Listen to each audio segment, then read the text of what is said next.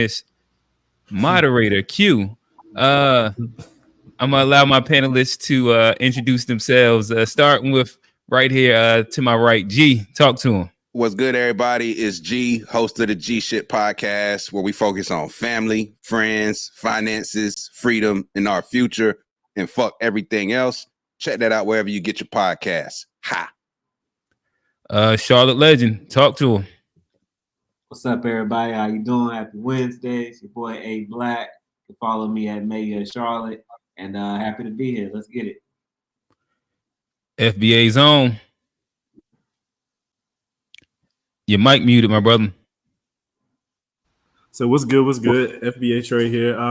Don't follow me, but I'm looking forward to another opportunity to, intellectually spar with, some brothers about some, some politically pertinent social issues. Got it. And last but not least, Johnny. What up? It's your boy Johnny P, host of the To Be Fair show. Glad to be here. Definitely looking forward to not only this week, but next week, just so we can keep it fair. But ready for another great conversation. All right, got you. So before we jump into the icebreaker, I'll start off with this video, and then we can kind of react and have a conversation around it. Black man, how we feeling about this agenda rollout by the Harris camp? She wants to provide $1 million to fully forgive Black entrepreneurs and others to start a business. She wants to champion education, training, and mentorship programs to help Black men get good paying jobs in high demand industries and lead their communities, including pathways to become teachers. Third, she wants to support the regulatory framework for cryptocurrency. That's interesting. And other digital assets so Black men who invest in and own these assets are protected. Fourth, she's launching a national health equity initiative focused on Black men that address sickle cell disease, diabetes, mental health, prostate cancer, and other health challenges that disproportionately impact people in our communities, particularly as men. Legalizing recreational cannabis and creating opportunities for Black Americans to succeed is a new industry. How do y'all feel about this 5-pillar plan right here? Irami says that Black men aren't the audience for Harris's Black man plan. Drew says Kamala dropped a Black male specific agenda and she's only running for president for 100 days. Trump has been running since 2015 and hasn't presented anything for Black men specifically. It's foolish to support him. Socialist MMA says, are Democrats serious right now? Kamala's agenda for Black men is a complete joke, with the part about cryptocurrency, legalizing that ZA, and the health disparities about sickle cell and prostate. Decoy Richardson asks, where is Donald Trump's plan for Black men? Ryan says, this how a lot of y'all was when Trump dropped that one-page platinum plan versus how a lot of y'all responded to Harris's 9-page plan. Should I go into the plan a little bit more? What y'all think? Let me know in the comment section. All right, fellas. I think he actually gave some fair back and forth commentary as well. Kamala, off the heels of Obama, I don't know where he was at. I guess he was at like a Black man. He was at a what? He was in Pennsylvania when he was lecturing us. Okay, yeah, he was in Pennsylvania giving the good talk to Black men, telling them and questioning if Black men want to vote for Black women or something like that.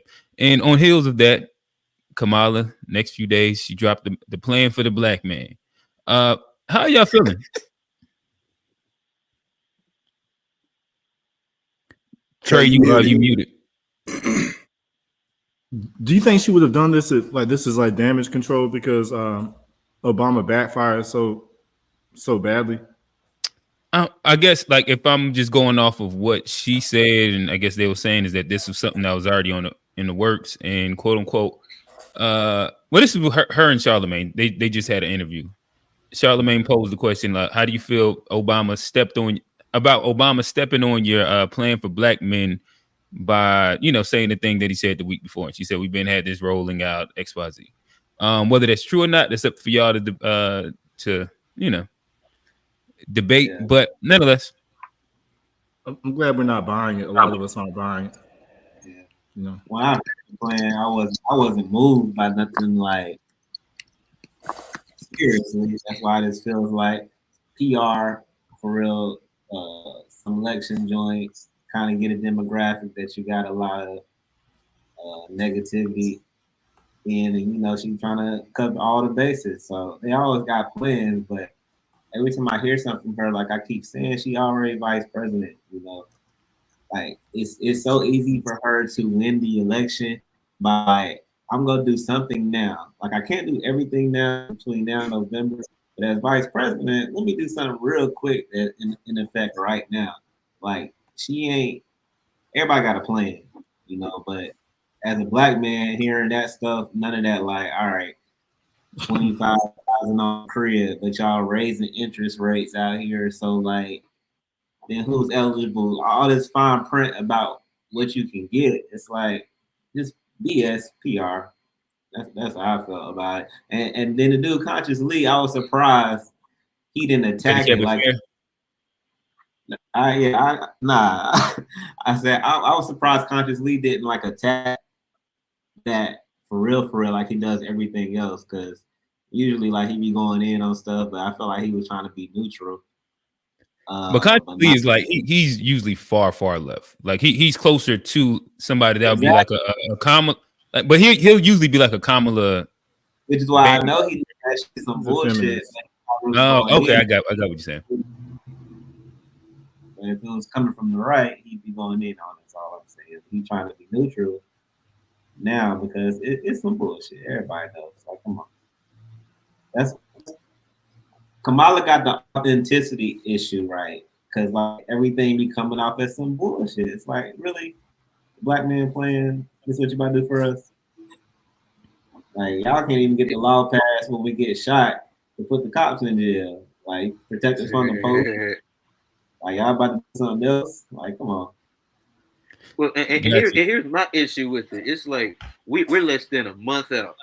You've been president for since 2021, and it's like you waiting till it's a month out. Obama then already got him. Black men ain't stupid this time. We already like, wait a minute, y'all coming at us now, and then you roll this out 3 weeks for the election. Like it's kind of like they still treating us like a stupid voting block, which it's like we ain't really going for that at this time. Like you should be running on what you have done for black people, not what you're going to do. You've been in office.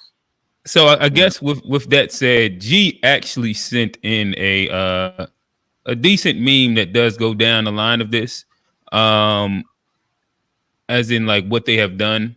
I'll play a little bit of it. It's 5 minutes, so we'll get about a minute and a half into it, and I'll allow y'all to continue the conversation from there. Start the cap.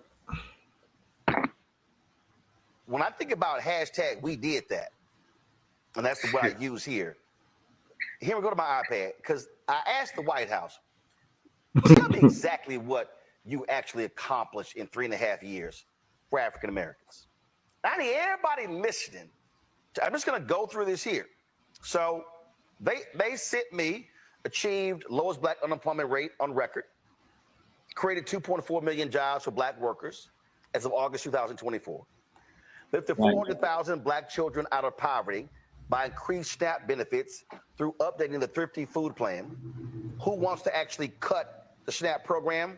Republicans. Grew black American business ownership at the fastest rate in over 3 decades. Triple the number of SBA-backed loans to black-owned businesses. Awarded a record $10 billion in federal contracts to black-owned small businesses in 2023. Invested more than $16 billion in HBCUs. Secured a $900 increase to the maximum Pell Grant Award, largest increase in the past 10 years. And here's the piece. That Pell Grant money is actually in addition to the HBCU money. Then approved the cancellation of almost $170 billion in student loan debt, rooted out racial bias in home appraisals, and closed the black-white home valuation disparity gap by 40%. And you'll hear me talk to Vice President Harris about that. Reduced mortgage insurance premiums for FHA loans, saving 76,000 black households $900 a year. Cut costs for high-speed internet to 5.5 million black households with the Affordable Connectivity Program. Distributed $2.2 billion in financial assistance to over 43,000 farmers who experienced discrimination. And of course, Stephen Miller, Trump. All right. Well, that again, it goes on for about another 3 to 4 minutes. But nonetheless, I know that Johnny, you was speaking about what they have done. So, in all fairness, that'll be just the ability to kind of answer some of that. Can't hear you, brother. None of that is specifically for black men though. That's the black community. We was talking about what you done. Like this is a black man playing, and then that's a black community playing. We trying to like y'all are calling us out as a specific voter block, and we're asking what have you done for this specific voter block, not just the community. And like we appreciate it, but like this for the black men, and it's like we need that. And need that. Okay. I think this is. It sounded like it wasn't a few things in there that would go directly to black men. Not just, but it wouldn't just go just to black men. It could go to black. Oh, you want to just like only for black men?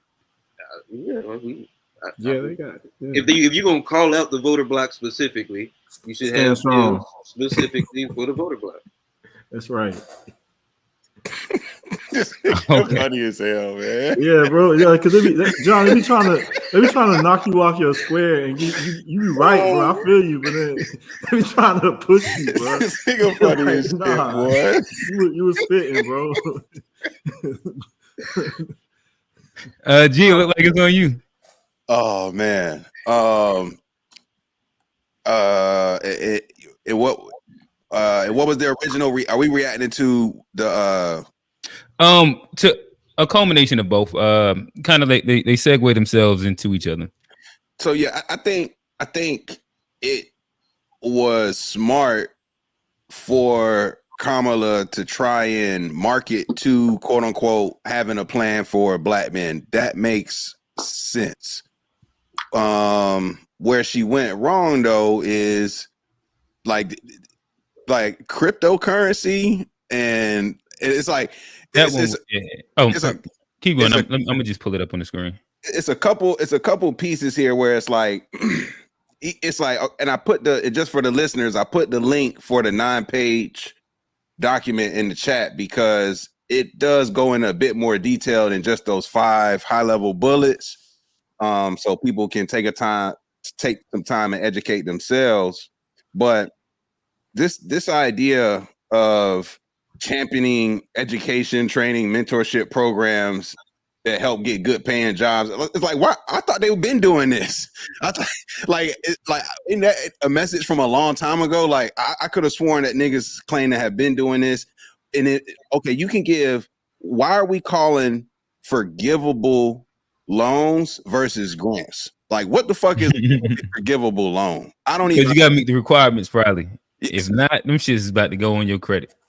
So it's like exactly. So it's like either make it a grant and give it to the entrepreneurs. Like I just don't like some of the language, and I think I do think the legalizing marijuana is beneficial, but they shouldn't have put that in the agenda as a checkpoint for an agenda for black men as well as cryptocurrency. Like they talking to them P13s. they definitely like had a quote unquote pretty good idea with terrible execution. Got it. Okay. So nonetheless, fellas, it seems like y'all had a spirited debate in the chat that I love for y'all to bring to the forefront about the idea of legalization of or decriminalization of marijuana. And if that is an actual viable point, Trey, G, I'll let it kick it off with y'all two brothers. Man, why are we the face of weed, bro? Like, it's an insult because on one hand, like two things. I think she's doing this because she knows she's about to lose. I think she's going to lose like in a landslide. And they're going to, of course, what they're going to do is they're going to blame us. So they're over here trying to frame it as like, we're the unruly black men, and she tried to do something for us. We didn't want it. Don't y'all like weed? I tried to give y'all some marijuana. Isn't that what y'all want? And then we still not voting for it. So then they can blame us. And the other thing they're trying to work, I see is like, this is a big sign that what we're doing is working, because all the other years, all we do is just vote Democrats and they don't offer us anything. This time, she didn't really offer us much, but at least she mentioned us. This is a long way from, I'm not going to do anything to just help black people. No. Now she has a whole plan for black people. So, look, put a little pressure on them and, don't just give it up so easy and make them work and look at the progress we're making. It's not enough, but, at least it's in the right direction. But as far as marijuana goes, bro, like it's not gonna be just for black men. And also they have it like right down the street where I can go get a blunt. I can go get a pre-roll. I can go get a drink. I can get all that right now. So it doesn't really benefit me. Like that's not going to sway me at all. It's not like there's anything I can't do. It'd be one thing if she said that they're going to, at the state level, free all the people that are in jail because of possession and stuff like that. But most people aren't even in jail for federal marijuana charges. So it's just like she's trying to trick us because she thinks we like weed so much that we're just gonna have an emotional reaction and just give up our vote just so we can get high, bro. Like, if you're not insulted by that, then, bro, I think we gotta understand when we're being mocked. Yeah, like she got Megan Thee Stallion twerking. She's trying to offer us marijuana. Like, bro, like we need a cryptocurrency. It's like it's like just telling a certain base, a certain block, what she think they want to hear. But she always keeps showing how out of touch she is. It's like Trump tell his base whatever to rile them up. That's her version. It's like, all right, we'll give y'all niggas $20K, some weed. We might get your loans off. We're still working on that. Make sure you qualify. Like, it's just some bullshit. Like, right. So you're right. She'll give us a little weed. She'll give Willie Brown a little something else, and then bam, now she in the presidency, bro. It's crazy. Like, I love marijuana, but it's like in policy right now with what's going on in the world, that doesn't benefit. It's easy to get weed. It's easy to smoke. It's easy to do whatever you want with that. Like, unless you about to give us fucking stocks in it when you legalize it. It don't really matter at this point because nobody's tripping on that. Like, give people something tangible that affects everybody. Like, student loans don't affect everybody. Like, housing don't affect everybody. Like, well, give grants or give something that everybody can use for general purpose. But they like pinpoint things, put all this language around stuff, and they're not going to really do it. Like, because if she was going to do it, it would have been done. Like, you could have. Then people defense is like, oh, she don't have no power, even though she's the vice president. One of the second most powerful positions in the world. At least you don't got no influence in their office to like, hey, look at this black man playing now. Let's do this 25. Why she couldn't have did none of this stuff? I just don't see it happening. Like she said, he's desperate. 1 month in, now it's this magical black man playing. It just they unrolled out like the album, like a new album just dropped. Like, we got something for y'all too. Weed, money. I done gave y'all the hoes with Megan. Like, what else y'all niggas want from me? And, she go get a lot of niggas for that. But, like, I don't know. I talk to a lot of people, and I'd be surprised I'm not rocking with her sometimes. So, it might be a surprise come November. But, I don't. Go ahead. Now, I'm just the pandering is strong, but they all do it to all bases. But I think they underestimating how intelligent the populace has grown. Like, most people are still idiots, but they're not as dumb as they used to be. Like, but the politicians still think like, let's just give them this cookie cutter marketing that we usually do, and people are kind of seeing it through it. Yeah, I agree with a lot that everybody said. This is not for black men. Many people smoke weed. This isn't a law that's gonna be specific for us. However, it is still a really good thing that she's legalizing it at the federal level. So it's like, can both things not be true? Like I said, this was just terrible execution. They didn't package this up right. They didn't package it up right and present it the right way. She could have went and talked about how she's gonna be pro legalization without making it for black men. She could have just talked about that as just a policy period. And I think it would have got a pretty favorable support because I do think one thing we're not considering here is like at the end of the day, when you're in these communities that are filled with, underserved populations, everybody in their mama, if they not smoking, know somebody that do. And the way that they use marijuana to like make excuses to search your shit illegally, to stop you illegally, to even just put you in jail. They talk about weed being a gateway drug.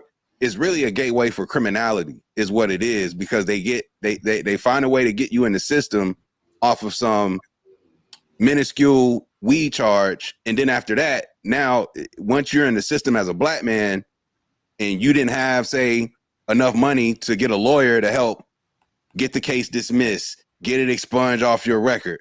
I'm just talking from some experiences here. When you don't have the ability to do that on the back end, now your opportunity to get a quality job. Like for example, I just share a little story. When I was coming out of high school, I got my first weed charge, senior year of high school.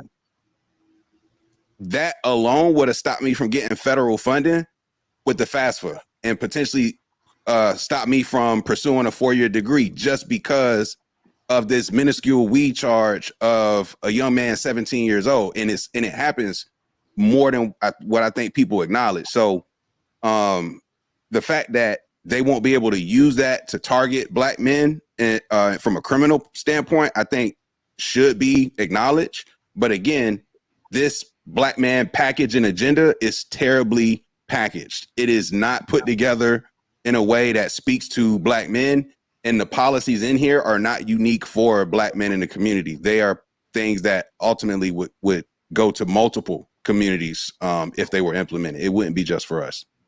So you don't find this insulting at all, G? That, I just I said it was terrible execution. So I got you. I didn't know if you wanted to go as far as like being, like feel like you're being kind of mocked. It's almost like if I have a plan for white people, I'm a legalized meth. Like, bro. Like, what I found insulting was I found what Obama did more insulting than this mishit of an execution of a rollout. Personally, if we talk about being insulted, that was insulting. This was just like clearly, it's almost like you can. It's like, how can I say, you can tell they're trying. So it's like, but I know you're not there, but at least you tried. I can see your effort, so to speak. Obama, I couldn't really see the effort. I couldn't really see the angle. Couldn't really just see anything there. At least I can see that in theory. Would you agree, Trey? It is a good idea in theory for Kamala to have an agenda specific for black men. Just that principle on itself. Would you agree that would be a positive? Oh yeah, as I was saying, that's the progress that we earned by not giving up the vote so easily. It's now we're forcing her hand to do something. It's a weak attempt, but at least it's the first attempt. So yeah, that's all I'm saying. At least they're like trying to say we're quote unquote trying, but the effort is terrible. It's just terrible execution. Yeah, he said Barack Obama, Kamala, birds of a tether, bro. I mean, it's the best they can do. They don't really understand us, so the best they can do is they're actually trying. And they say the FBA ain't divisive. All right. So FBA nonetheless, is a lineage, bro. It's a lineage. Is that so? It's not. It's not. I'm not even. That's Fed talk. It's all right. You won that battle. I ain't interested in going down the line. Fed talk, you niggas are Fed talk, fence sitting, feminist quint. That's a lot of F. I'm stacking them up. I ain't even mad at it. But so G, I guess I'll lend this to you, and then I'll throw into, I guess, the follow up to where we're at right now. So is that something that can sway your vote? Not alone. That in itself, because the way that I'm looking, that was already a part of one of the person's agendas that I was already thinking about supporting. So like that doesn't get me anything that, say, other candidate that I'm thinking about wasn't talking about giving me either. And let's say even if it was different, that alone, it does at least get me to listen more. Like it helps me like say, okay, let me see what else you got coming here in the next couple of weeks. I might hold off on voting as early as I would, might give some more time to hear more. But like I said, I can applaud that. So for you, it was a step in the right direction. That policy is positive. I can't, like, we can talk about how it's insulting to package it how it was, but legalizing that alone, I think is a positive. Gotcha. So I guess to be where we're at right now, and again, this is partially hosted by the To Be Fair show. So to be fair, I did just get called blagger on Friday, but I guess I got to jump on the other side for a little bit. Me too. A Oh no, Johnny was he was throwing out conspiracies. I was proud of you, brother. Uh, but so I ask y'all this, insulting. So so would you say with Trump naming like his plan for Black America, the Platinum Plan, Trump not properly executing on when he was in office, really getting tangibles for Black people, and yeah. I mean, just kind of like leaving that where it's at. I'll kind of toss the question: what policies does Trump have specifically for Black men? I know that was a contention that she's not specifically doing anything for Black men. Um, and then the follow up to that would be: are Black men throwing their vote to Trump for nothing? Um, if you don't have a thing specifically for Black men that he's doing. No, bro, no, because Trump.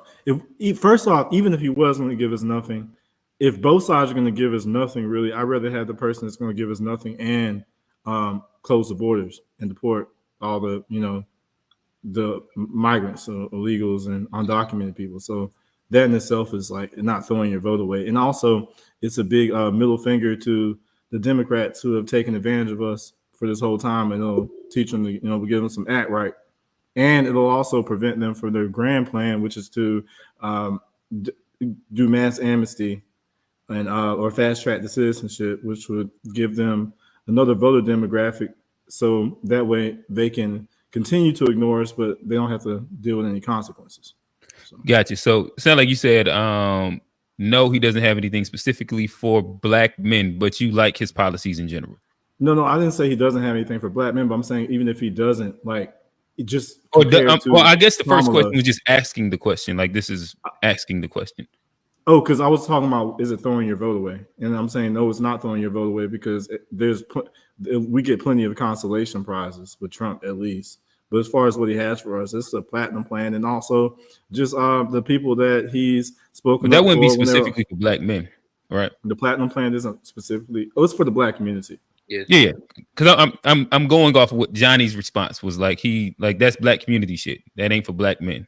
So he ain't really respect it. So I was just trying to make sure I keep it fair. I get that, but I don't really think Kamala is really for the Black community. The stuff she has for Black men, it says in the fine print, is for Black men and others. So that can mean anybody. And Trump, I think that as far as the delineation movement, he started that. He's been delineating before us. He said they're from the dump hole countries, but Black Americans, we built this country and we didn't get the credit that we deserve. So I think that so Trey, I guess that like a good pushback to Trump, and even like the policies that he did drop into the Black community. A lot of people say that the opportunity zones was nothing more than an opportunity for gentrification to happen, and that's more or less what that was. It exploited the Black community more than it did help. That's true. I mean, if we're gonna get gentrified, I'd rather be Brad and Karen than some migrants that get free free government assistance and they get prioritized and they're willing to work for lower wages. I mean, at least it's more of the same. So it's not making it worse. You want Starbucks, not a bodega. Yeah, right. Yeah. Oh, I thought we were just against getting exploited and wanting something, but so that's like the lesser of two evils thing. Yeah. There's always nuances that I think you have to consider. Okay, Johnny, I'll toss it to you. What policies does Trump have specifically for Black men? And if he does not have any, are Black men moving to or voting for Trump for nothing? I mean, he has the platinum plan, but that's one of those things that's not necessarily just for Black men. To me, honestly, this Kamala thing might be the only thing that like specifically pointed us out. Wasn't really that good, but as far as Trump, I think what Trump offers Black men and why Black men are going there, it's because he's not as necessarily like giving us anything as Black men, but as men, I think that's where. What would you say he's giving us as men? Well, just as men, because you hear the right. They always say the straight white man is under attack, and I think it's very similar for the straight Black man. it's with a lot of the intersectionality that comes in the Democratic. With just the policies they push, sometimes we feel that we are left out and our interests aren't necessarily addressed. And this is just another alternative where maybe we feel a little more hurt. Trey Gotcha. look like a So, I proud guess- dad. You say what? Trey look like a proud dad. That nigga look so proud. Nah, That I nigga look so proud right now, Johnny. I underestimate y'all, bro. Oh man, that nigga proud, boy. So I guess before I go to G, so that, what would you say that he's doing specifically for men that falls inside like what you're saying right there? The thing that's for straight black and white men. I mean, I don't think it's like I say. I don't think he came out with a policy for straight men. I don't think there's like. Are you saying he's just gonna make you feel better to be a straight black man? Well, no, I think some of the policies, like I think a lot of men are naturally conservative with the way that we think, and I think he offers us a. But that's why I think we're going in a circle. I keep asking. So, what policies are you speaking about? Like the tariffs? Are you talking about immigration? Are you like what? Well, I mean, what as a black saying man is- in America, the immigration would be like one of the biggest things to help us get our community back. But I don't think it's nothing specifically that he said like just for men. But I think the leadership there and like just the conservative nature just makes us lean a little more to it. I don't have a specific policy. You might have to ask Trey, but I don't got a specific policy. Gotcha. G. So I guess I'll ask the same question again. What policies does Trump have specifically for black men? And if not, does that mean that black men are or I guess let me frame that better. Are black men throwing their vote to Trump for nothing? Can't hear you. He don't have no plan specific for black men that I've seen. I haven't seen anything even marketed like as in, hey, this is what I'm gonna do for black men specifically. I know he did also quote that she's trying to pass a reparation bill for a minority group or something like that. He is anti reparation as well. So It's on his website. Yeah. So I'm not pro Trump for sure. But at the same time, I wouldn't say you're not throwing your vote away voting for Kamala and you're throwing it away voting for Trump. I think so. You know what I'm saying? I don't think it's like that. Say that one more time. So people had this kind of idea that like if you're voting for Trump, it's like throwing your vote away kind of thing, as if like voting for Kamala is not throwing your vote away. Like they try to position it to black men like you must not be clear in the head if you vote for Trump. You must not make sense, or you know what I'm saying? Like, and I don't agree with that. I think that black men in the community have a right to vote how they vote for whatever reason they want to vote. If they don't like one candidate and they want to vote for the other, I don't think it's throwing the vote away at all. But I'm not going to sit here and say, I think where I do see, if I was to kind of like give a take here, I think black men are treating Trump, they're making this mutually exclusive. And it's like their frustration with the Democratic Party doesn't have to equal support for Trump. And I think that's where the misstep is. It's like, okay, yeah, we need to be vocal and strategic about how we deal with the Democratic Party, but we don't need to then like give fuel to these like these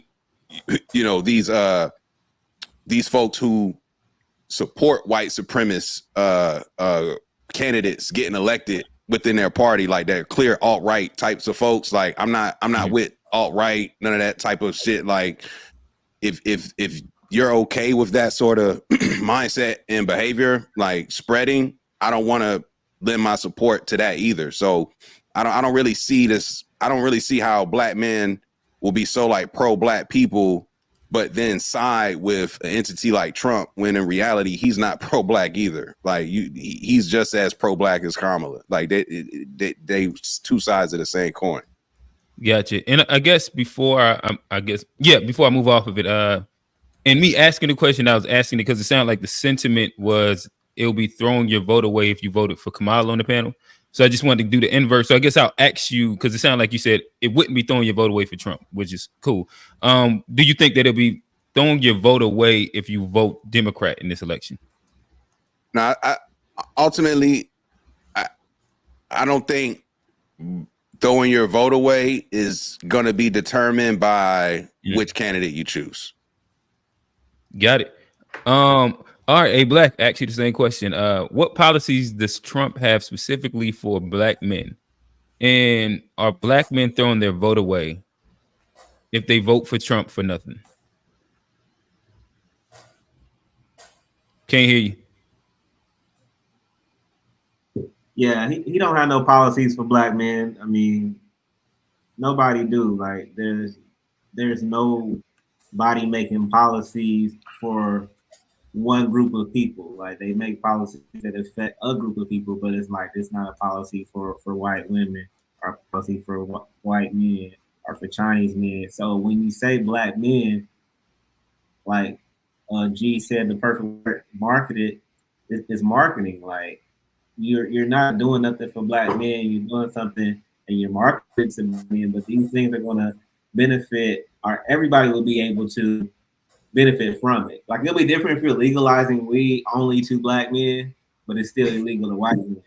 Like, you know, then it's like, oh, okay, that's different. Like you, but it's not that. So they market it is going to benefit a group of people, but making it seem like it's just for y'all. But we know that everybody's gonna be able to benefit from it because you know you're not gonna be coming in the bank and be like, oh, this is only for black people right here. You know, like this shit's not gonna happen. So it's to me, it's like it's not throwing your vote away. It's giving you the illusion of choice because it's all pageantry at the end of the day. It's like the highest form of it, from when you trained on it, from homecoming queens to college and all these different things where people are given these titles, but they don't really do anything. Their job is to maintain the status quo and give the masses the illusion of choice, the illusion that they have some type of effect. But you're all throwing your vote away because you don't know where your vote is going. You know, you don't know your shit's been tabulated, and you really don't know. So if you choose to do it, I feel like whoever you vote for, all right, some people fought for it, cool. But they fought for it because they didn't have it. And when you don't have some shit, you think, all right, if I get it, I'm gonna be able to make change. But once you get it and they changed up the rules and moved the goalposts, then it don't matter no more. So we want to respect your ancestors for fighting for something, but y'all didn't know that like here in 2024, our vote still would fucking move a needle, you know, and it don't. So no matter who wins, no matter who you vote for, black men, our position gonna be the same in this country. Like these motherfuckers out to get us, no matter who at the top. And as long as a black woman is parading around with a goofy ass white man, I'll never trust her playing for the black man because you don't know the black man. You didn't love the black man. You ain't procreate with the black man. I don't even see your family on no interviews. I don't know what you know about the black man. So she's not genuine. He ain't got no plan. They never have no plan for the black man. So it's like it's marketing at this point. What can we A quick do? question, A Black. Yeah.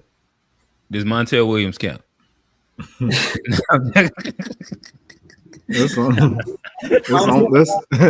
That's the only black Kamala got in it.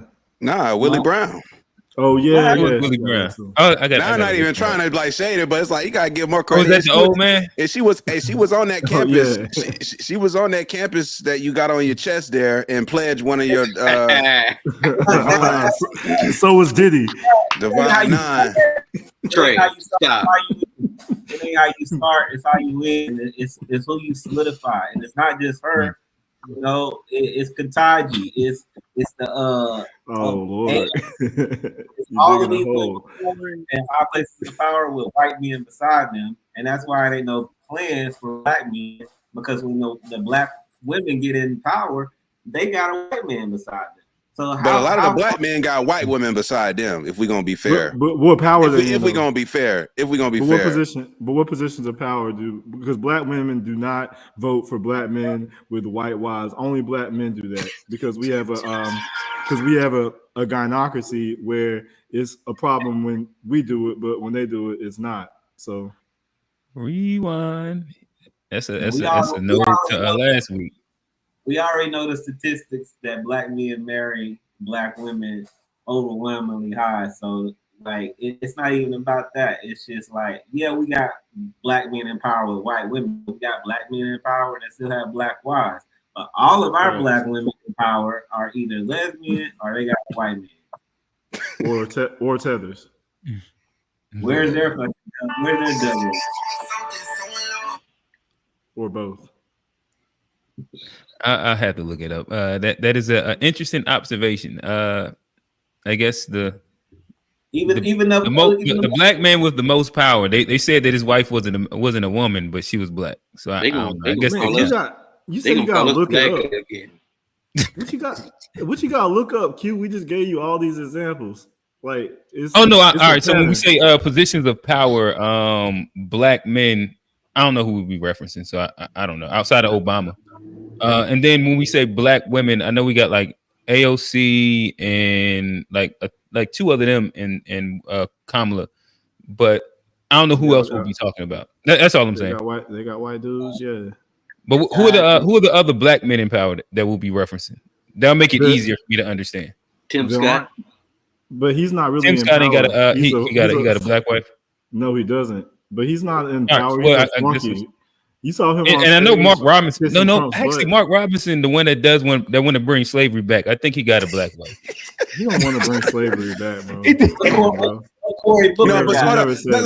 me ask this. Let me ask this to the Trump supporters. Y'all gonna vote for Mark Robinson too? What, he didn't say he wanted to bring slavery. No. Answer my question, my nigga. Are you voting for Mark Robinson? Please look at the camera and just say yes or no. Who's he running against? I have to see who he's running against. Oh, bro. So you telling me you're not informed about the governor's race in your state of North Carolina? Are you a South Carolina resident? Is that what you're saying? You gonna cop out the South Carolina residency? No, I just updated my voter registration. So we could have some local Democrats. We could have some local. So are you gonna vote for? Is it Stein? Jill Stein. Not Jill, but is it Josh Stein? That's running for governor against Andrews. Are you gonna, regardless of are you gonna vote for that conservative Republican representative for governor, Mark Andrews, when you vote for Trump? Josh Stein, yeah. Mm-hmm. I don't know, maybe. That's terrible. Now, I will say this though.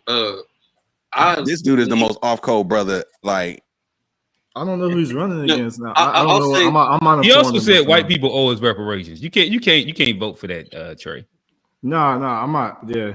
I'm not voting on that one. I'm not voting. You forgot about that one. I will say this though. I lean a little more Democratic on local elections for the most part. For the most part. Now, if it's like the federal government, tell me why.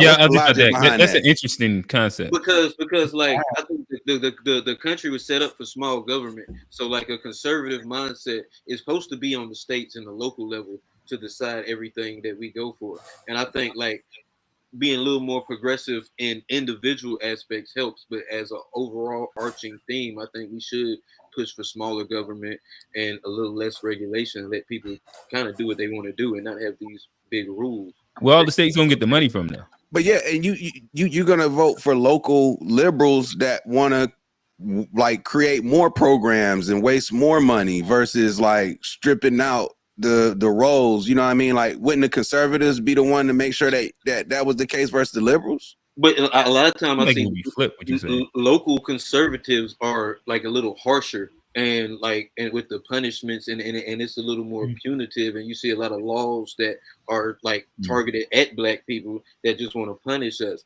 and a lot of the local progressives they give a little more grace towards the black community, and that's just one of the like from the law. I agree from the law standpoint for sure. No, I agree with that too. Locally more liberal. Yeah, that's all I got. That's all I had. You don't really have a choice in being around Charlotte anyway. Pretty much every city's liberal. Kind of, yeah. Do you think? I mean, Charlotte might. I mean, We liberal, bro. We got like 3 Charlotte's gonna be primaries a blue year. for sure. It's Like it's not. like Charlotte's gonna be blue, like Raleigh's gonna be blue, but like it's so Asheville gonna be so blue. big.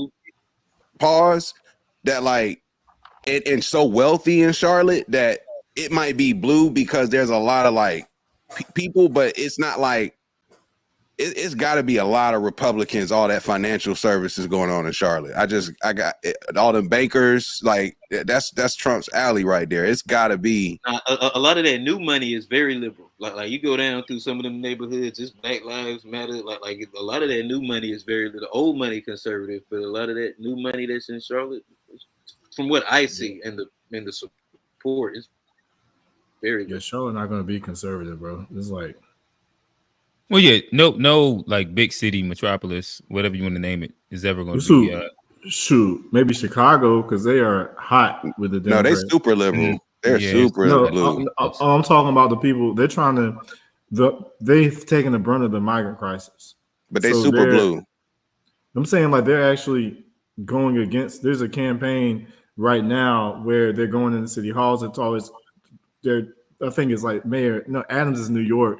I forgot the guy that's in Chicago, but they're on his neck, bro. They're talking about voting him out. They're calling for Trump to come down there. They're calling for like black people who they close down their schools and their after school programs, all this stuff to bring in migrants.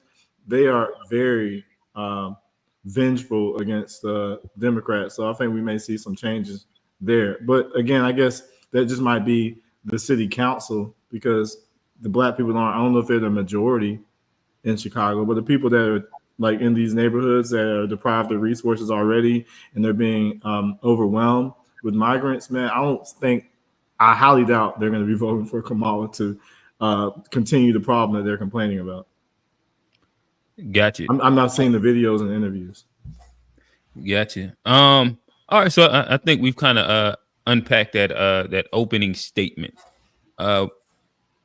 So with that said, though, I think that we've hit on a couple terms that will work to where I like to segue the conversation to.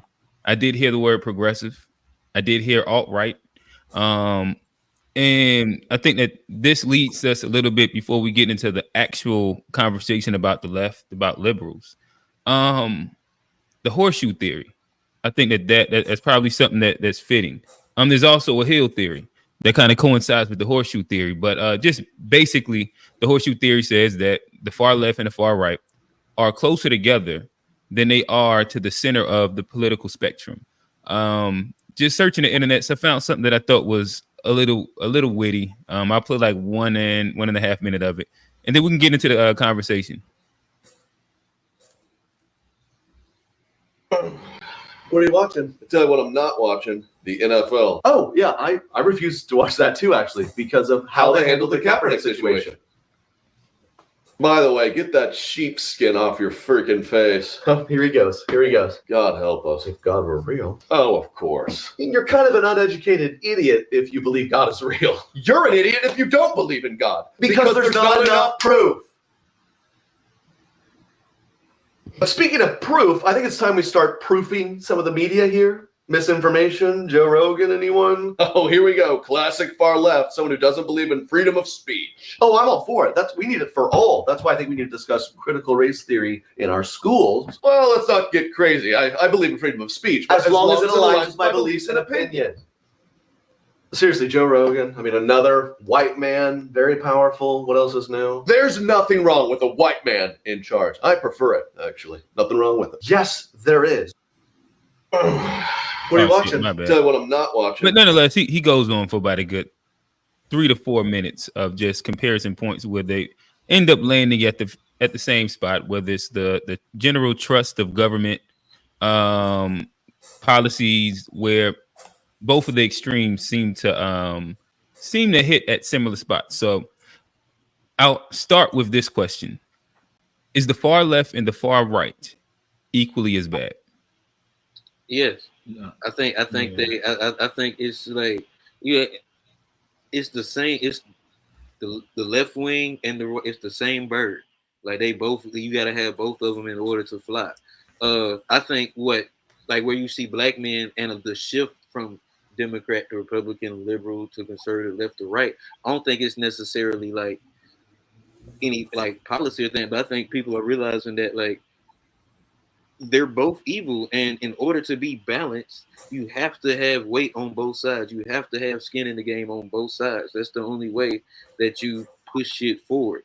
Like, and I think that's where like black men can be leaders in trying to shift our vote as a collective to make them do stuff for us. If we just continue voting Democrat, they're not going to do anything. If they see the numbers dwindling because we're voting more conservative, they're going to naturally have to do something more for us as a collective. So I think it's the same bird, but if you're only on one side of a plane, it's going to always crash. You got to be balanced.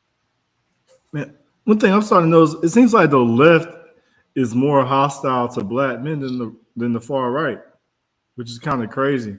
You talking about like the Nick Fuentes is and like the guys that are like the race realists that say that black men's skulls are small and they like are intent for criminality. Right, born criminals.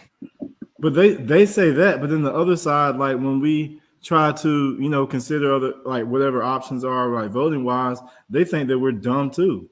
And then they're open about it on the news, at least the far right. They're not on but he's just not allowed to be there. But out there. I agree with that part. But are you saying that that's worse than them saying like genetically black people are inferior? No, I'm saying I've seen Nick Fuentes sit down and have an intellectual conversation with black people about black issues and have like a good faith conversation. But I haven't. If you sit down and talk to someone on the left, a far left person about black issues, like they will start, talking like in a condescending tone, telling us we ain't black and stuff like that. So you can't even. Where'd you see Nick Fuentes do that at? He had a debate with I think Tariq Nasheed, and then there was also a documentary. All right, so I haven't seen that. And there's also a documentary called Race War by Jason Black, and he sits down with somebody that's older than I think Jared Taylor, I think, and he's an infamous white supremacist, and they just have a conversation like they speak and like they speak candidly and openly about white supremacy. Bro, so you're saying are you saying you don't mind Nick Fuentes, or you so like I'm trying to. Of course, I'm not saying I don't. I'm not saying Of course, I mind Nick Fuentes. I think a lot of his mental. Are you saying like you're cool that he said it inside like a polite way? I would rather sit down and have a debate with somebody who will be intellectually honest and talk in good faith. Like if you're a white supremacist, be that and say that and be open. Don't be a sneaky white supremacist like the liberals are, and then attempt to have a good faith conversation. Not even attempt to have a good faith conversation. Just talk down. You know how like the Malcolm X speech where they talked about the white liberals being more dangerous than the conservatives because you got the wolf who will attack you and you have the fox that'll pretend to be your friend and then kill you. You know what I'm saying? Go give you a hug and then slowly put a knife in your back versus saying who you are so you can see them coming. I think it's easier. I'd rather deal with that type of hostility because again, I've seen people where black men have conversations with people on the far right and we both agree that this migrant issue is a problem for black people. I mean, for the nation, I've even seen where some people that are, like alt-right, they see that we're giving all these billions of dollars overseas and then the migrants, and they're like, well, I mean, we really can't say we don't have money for reparations if we're doing that. I would rather they give it to you guys than to give it to I ain't heard nobody say that. I've heard it. Me the clip. I've heard it, bro. I ain't never heard no alt-right say nothing like that, bro. I gotta see that clip. Yeah, like the only thing that's interesting because like I agree and I do have the Malcolm X clip loaded up. But it is interesting to say that I guess you put the far left as worse than the Nick Fuentes that are telling you, even though they're saying it nicely, that you are inferior, that having sex with you is like having sex with a dog. Like he has a list of like these like crazy things that he says at a nice tone. But it does denote that he looks at black people in general as an inferior being. You probably prefer, and he says it like literally, and he has like his good faith stats that he said. Well, I don't know. I guess maybe if you're saying good faith, Yeah, he's him not saying that black people are innate to criminality and having him saying that politely, that is that a good faith conversation? Bro, if one side is saying that, the other side, they don't say that. They just write a crime bill that treats you that way. And then they try to trick you into voting for your own demise. Give me Nick Fuentes so we can have So it sounds like you much rather hear from Nick Fuentes than Candace Owens, for example. Candace Owens, she's not a liberal. They're both right wing. So I know but you're very critical of her, but yet you're giving Nick Fuentes some like bail here, seemingly. I'm just trying to see critical. Like, my problem with Candace Owens is she's used as the black face for these people, these white supremacists to hide behind. Like they encourage her to talk down on black people, and they say, "Well, oh, it's okay. She's a black person said it." So I think she's like a tool for them, and nobody likes a traitor. So I think the way white people might look at Benedict Arnold, that's how I see Candace Owens versus the way they see a person like another American, a regular British person. Like they would probably see a traitor is worse than an enemy because a traitor is somebody that's sneaky. I'm just talking about being straight up. Like Nick Fuentes is straight up with how he feels, versus the sneaky racism. I won't say I can respect it, but man, honesty goes a long way, bro. Gotcha. And I guess my only other pushback would be, do you think that the far left is the sneaky racist, or is it the limousine liberal? What's the difference? So far left progressive is the intersectionality community. That is like the everybody is a victim community, which is different than the like the limousine liberal, which is like the white person that has a bunch of money and like for moral good, he's just saying, or he's voting blue just because. Like he doesn't necessarily care about the thing. They are different. And even their like what they support does line up differently. It's like a Bloomberg versus like, AOC. Yeah, like far left is like trans and shit like that. Far left, like it goes like it's a little bit different in comparison to like establishment Democrats that kind of just go with the thing and say that we're going to reform, but don't specifically push real bills. You get what I'm saying? Sort of, but it's like a distinction that doesn't really make too much of a difference. Like it's like one's running it through the middle, the one's like doing a sweep. Like both of them it's still a run play. Both of them disguise. They pretend to be on your side, or they pretend to have this bleeding heart situation, pretend to have your best interest, but they really don't. One of them is a far right, far left, kind of like. Well, kooky. I think there's more extreme views between the two, and I think that's what I was trying to like point at the question.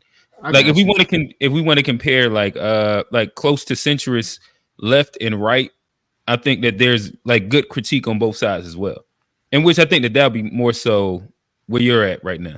Do you get what I'm saying? Where I wouldn't directly compare Nick Fuentes to establishment Democrat. In comparison to, I would compare him to a raging college student that is promoting that they, and gender fluidity, because those are the extremes of the ideology in comparison to something that's a little bit closer to center, to where like people are figuring out the nuances. Do you understand what I'm saying now? Not really. Do you think that like regular Republicans are on board with race realism? What is race realism? The fact that the Nick Fuentes, you know Nick Fuentes, so like you understand the idea that the Anglo-Saxon white man is the superior man of the world, and I think maybe they civilized everybody. It's like some like weird little rabbit hole of things. Think that based on religion, but even though he's not Anglo too, because Fuentes is like I am not here to like give any bail to him. So the limousine liberal versus the far left. Man, I don't know, man. I think it's just two different types of sneaky racism. So it's hard to really Got just you. lump them I all think together. it just sounds like you don't fuck with either one of them. I got you, brother. Exactly. Yes, because just because of the sneakiness. Like if there are three races, one of them and two of them are sneaky in different ways, and one of them straight up. I can have a conversation with a person that's a straight up racist, or at least I know where they stand. The liberals just gonna waste my time. Got you. Gaslight. Hey Black, Manipulate. talk to us. Exactly. Do you think that the far left and the far right are equally as bad? Yeah, definitely. I mean, all it is really is old money, conservative, new money, liberal, and the new money, they will kind of round in other quote marginalized groups to rally their cause, but their main thing is they both have different status quos to maintain. The right wants to keep their established practices in order. They'll do a little bit for minorities if it helps them, but they ain't gonna go too far for y'all niggas or y'all messing with nobody like that. Whereas the liberals are gonna like make all type of concessions because they're trying to stay in this thing. So that's really who's at war is old money versus new money. That's who the conservatives are and the liberals are. And the liberals just use the gays. Well, the gays are really a part of it now. The blacks, they need all these other little factions to strengthen their ranks against this old regime, which is the conservative party. That's really what it comes down to. And then we kind of in the middle, but they both are extreme. One thing now, as I'm older, being a lifelong Democrat and liberal, like most black people are, when you get older, it's like you see they both don't really care about you, but at least with Republican, they don't care so much that you can really see it coming. So you can prepare for things, you won't be blindsided, whereas liberals will really make you feel like they're on your side, they're going to do something for you, they use all this coded language, all this stuff that makes you feel like they're an ally. As soon as shit hits the fan, they're the ones that really pull the rug from underneath you. So it's like with Republicans, they're racist. With liberals, the Democrats, they're racist. But Trump is a goofball. You can see it coming a mile away. Kamala, Democrat, Barack, they make the masses comfortable. They lull them to sleep. They like, all right, we're all good. We got Democrats in power. We don't have to pay attention to shit. And then they pass all type of crazy policies. Right. Scrambling around like, why is inflation like this? Why is this like? Because y'all get comfortable when they're in office, and then when somebody like Trump is in office, everybody's senses are aware again. Everybody's talking politics every day. They're researching shit. So it's like they're both bad, but at least the Republicans make niggas pay attention because that fear is different. And now the liberals have seen that, we can use this same fear to base our campaign off. This whole fear of like, Trump is gonna ruin democracy. Trump's gonna like all they offering is fear and marketing plans, but no real things. And it's crazy to have somebody, a candidate that's in office right now and still can't really show you nothing that they produce that's tangible. That every black man, every black person can say undeniable, we got this when this person was in office. Like they just got, we did this for student loans, we did like who was all affected by something, by this person coming in office. And if it's nothing, when we got a black president, we got a black woman president, we got a black mayor, governor, the shit don't matter. Like fucking like vote for who you like, the shit is WWF, but at the end of the day, it don't matter, Oh, Got you. G, talk to us. You muted. Yeah, I think I agree with a lot of what A Black said there. And it's like in terms of like far left and far right, I do think they're like very close to the same thing. I made a comment earlier about like two sides of the same coin. I think it applies. But yeah, I mean, honestly, I don't think I got too much more to add to that because like you said, it's like it's a soap opera at this point. It's straight. It's just, I don't even want to say it's entertainment, but it's like storytelling. It's content. It's all in that realm. It's like doing what we can for clicks, for algorithms, and I'm really curious just to see too, like, because I think 80% of black men voted for Hillary. in that election, I'm really curious to see what that percentage ends up breaking down to for this election, because the way that people are talking is like, it's going to be like 50-50, and I just don't think that's going to be the case. I know I'm kind of deviating, but yeah. Are you talking about the percentage of black men? Yeah. 80% of black men voted for Hillary.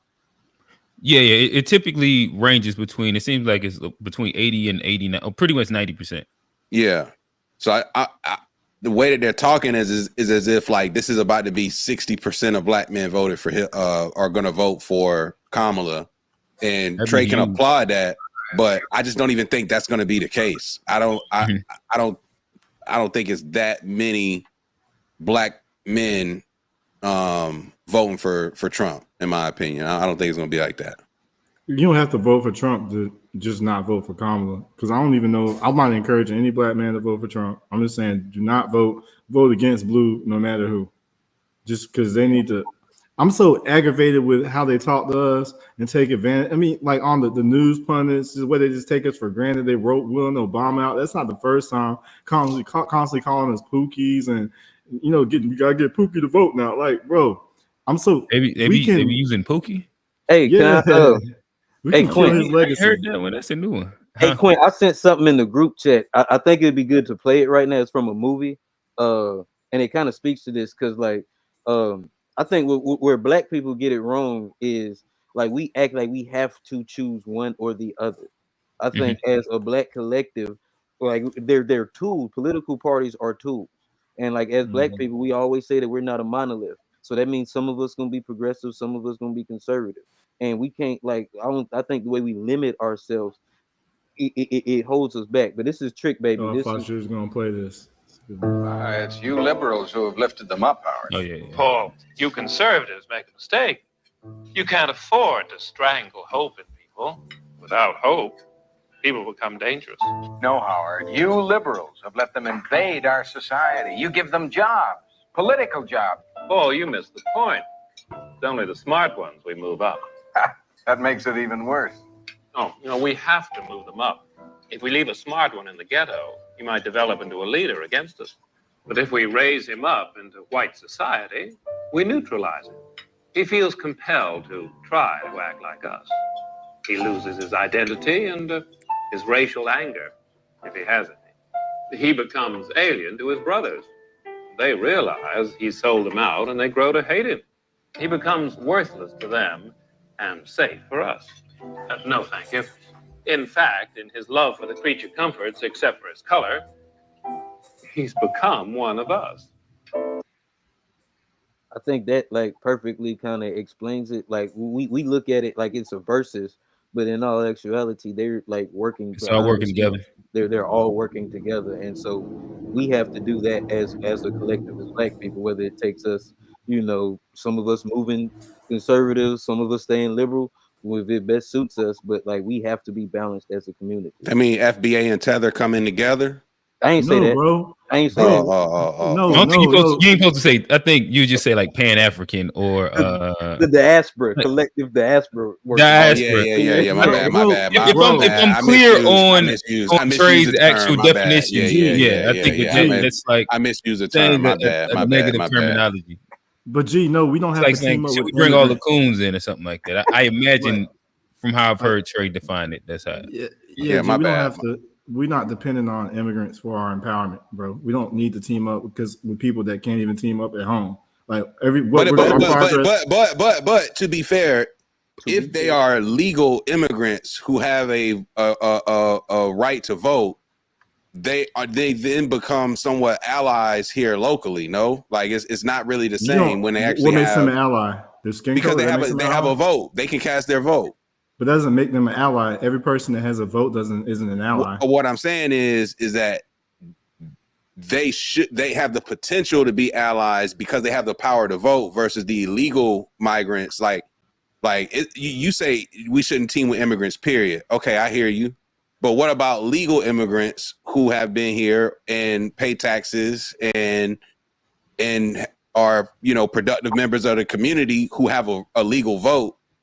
and let's say they're black too, and they're having first generation black kids in America, should we not look to them as allies to the black movement? Really quickly, Brother Marcus sent in confusion on the battlefield. Quick housekeeping would say that on the To Be Fair show channel and the G-ish podcast, super chat, super thanks, are all available. Every panelist has either a Cash App on their profile or inside the info, the description. Make sure y'all show love to the panel. Trey, you was about to go. Oh yeah, I was gonna say, man, we need to get this out of our head that there's some type of ally that out there for Black. We've never had any ally. Everything we got on ourselves. We've done more for everyone else than they've done for us. But we constantly just never give up hope.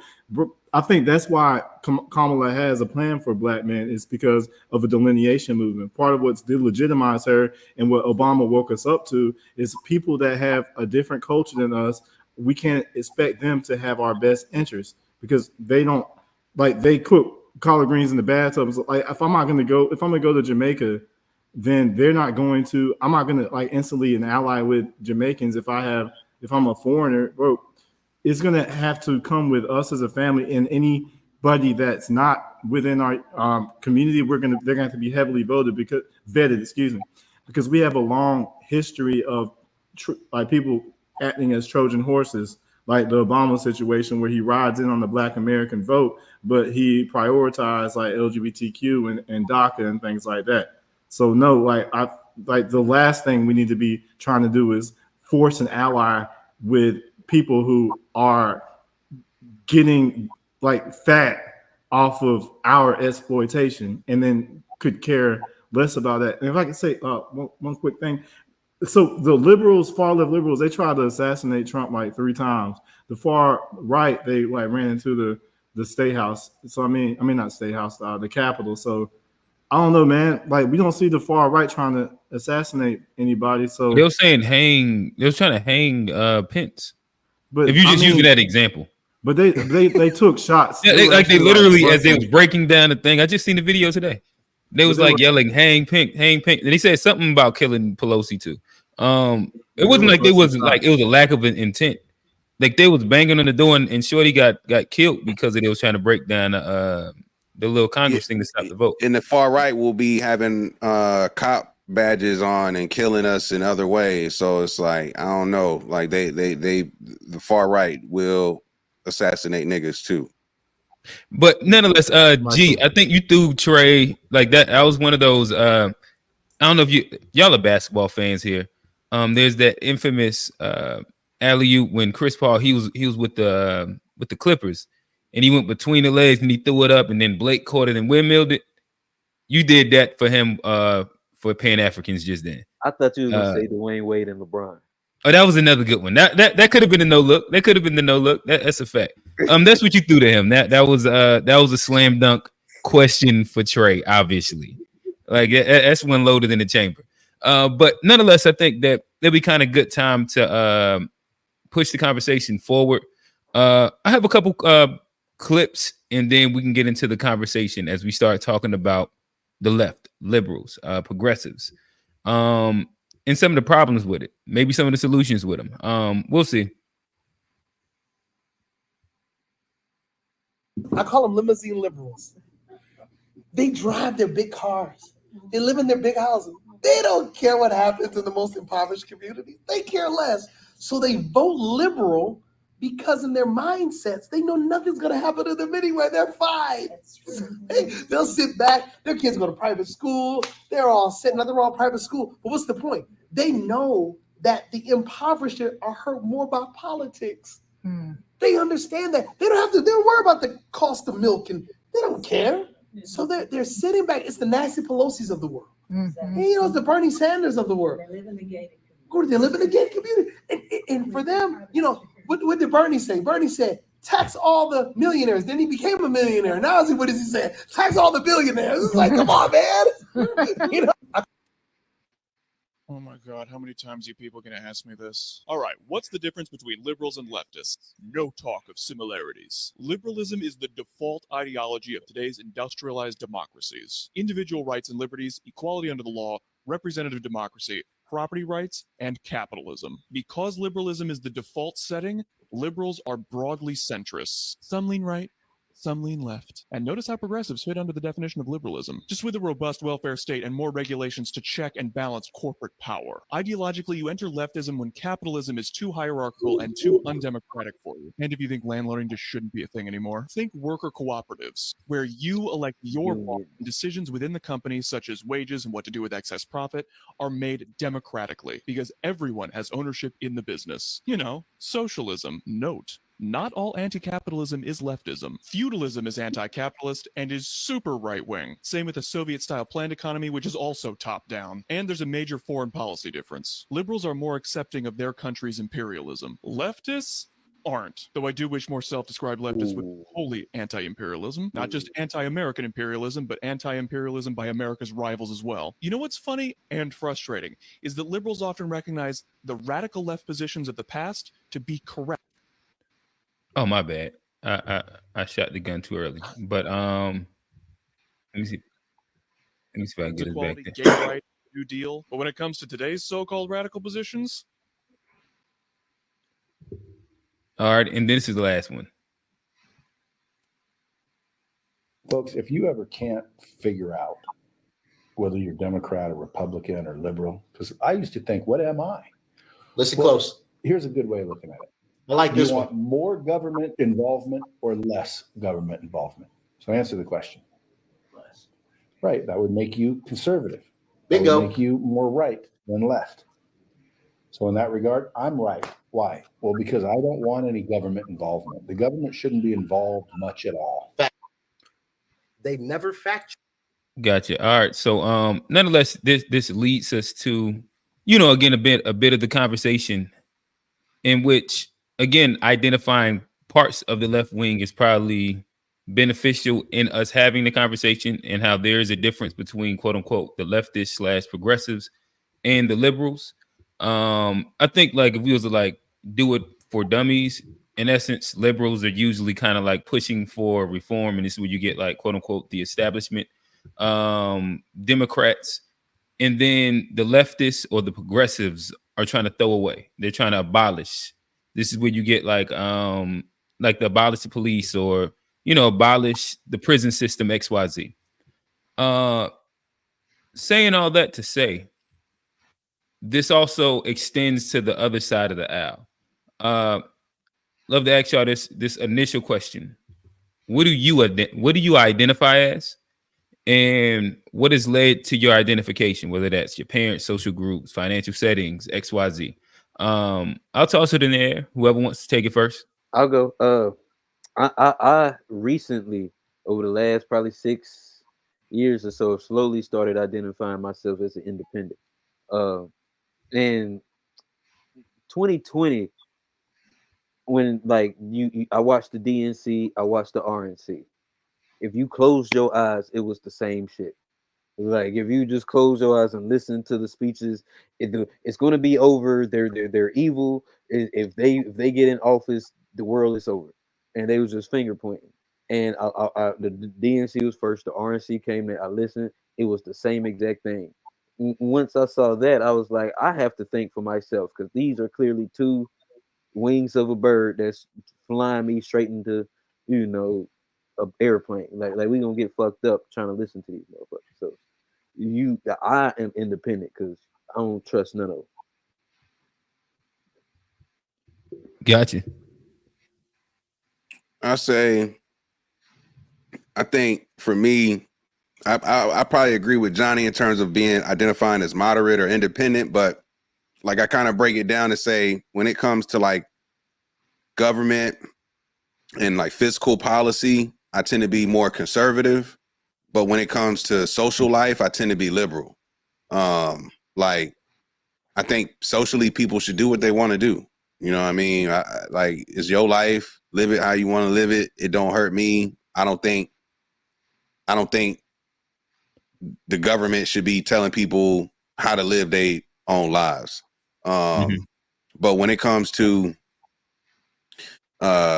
like money, how it's spent, government, things of that nature, I do tend to lean more towards conservative policies where because I just find government to be super inefficient, wasteful. But so I guess with you saying that, does that mean that you're more in favor of big government or little government? Are you more in favor of regulations, or just like these big businesses can kind of do whatever they want because of that can kind of go on either side of the aisle. Well, there's different sides to the aisle for both of those things. Where whether you're for quote unquote regulating big business, regulating the economy to where it's like not one size fits all, or the the free market doesn't eat the little man, or if you believe inside like the inverse of that. See, I'm Where conservative in that regard. I'm not liberal in that regard. I don't think being a billionaire is unethical. Like I don't have that mindset where it's like that's a very progressive mindset. Like it should be a shame to be that rich, right? But I do you don't. not? But do you not but the agree? regulation part ends up being the liberal part. Are you for like there being some version of regulation on what the like whether that's minimum like higher minimum wage, whether that's like again non-monopoly, non-compete, that would then lend closer to it. Matter of fact, I'll give y'all. I'll throw these down. These are a couple things that I do have written down that align with liberal. A couple things that align with progressive. We haven't made it to conservative yet, so I can't hop on that side. But I know conservative is little government, where Right. they prefer less regulations all the way up to no regulations, and kind of get how you live. It's a And spectrum. It's a spectrum, but yeah, less regulation yeah, than more. Yeah. so in modern liberalism, because I mean actual real liberalism, classic liberalism is more libertarian, where it's purely like what you said inside how you prefer individually, where every person is autonomous to its own self. But modern liberalism, government intervention within economic and social exploitation, uh again regulation of big businesses, not really for defense program, or they're for, but they're rather cut the defense program. Equality is big. That may be like one of the bigger things when it comes down to liberal agenda. They are pro union. They are pro affirmative action, DEI. They are for capitalism, but more so social democracy, where there is capitalism with the the basement of some social programming, the net of social programming. There we go.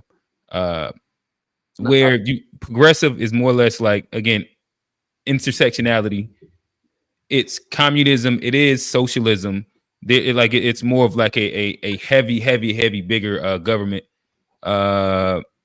There is limits to speech. Again, liberals is supposed to be free speech. Progressive is kind of like non-platforming cancel culture. We ain't got to get into the LGBT shit and all that. Obviously America is innately bad. All systems need to be overthrown. But just wanted to throw that out just so that in you explaining there's at least some identification to liberalism. Yeah, like so like for example, conservatives will quote unquote want less regulation, but then try to regulate stuff like abortion, gay marriage, drug use, things like that, policing.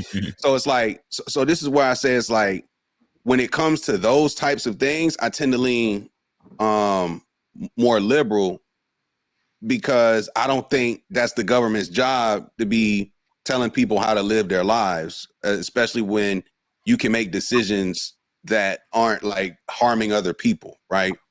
And so but from a liberal standpoint, I'm not pro regulating business. I'm not pro. When I say regulating business, I mean like big business, so to speak.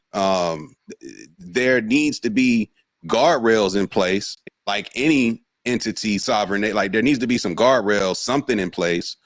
But Nah, not the liberal way. Like not the Democratic way. Like I'm open it up.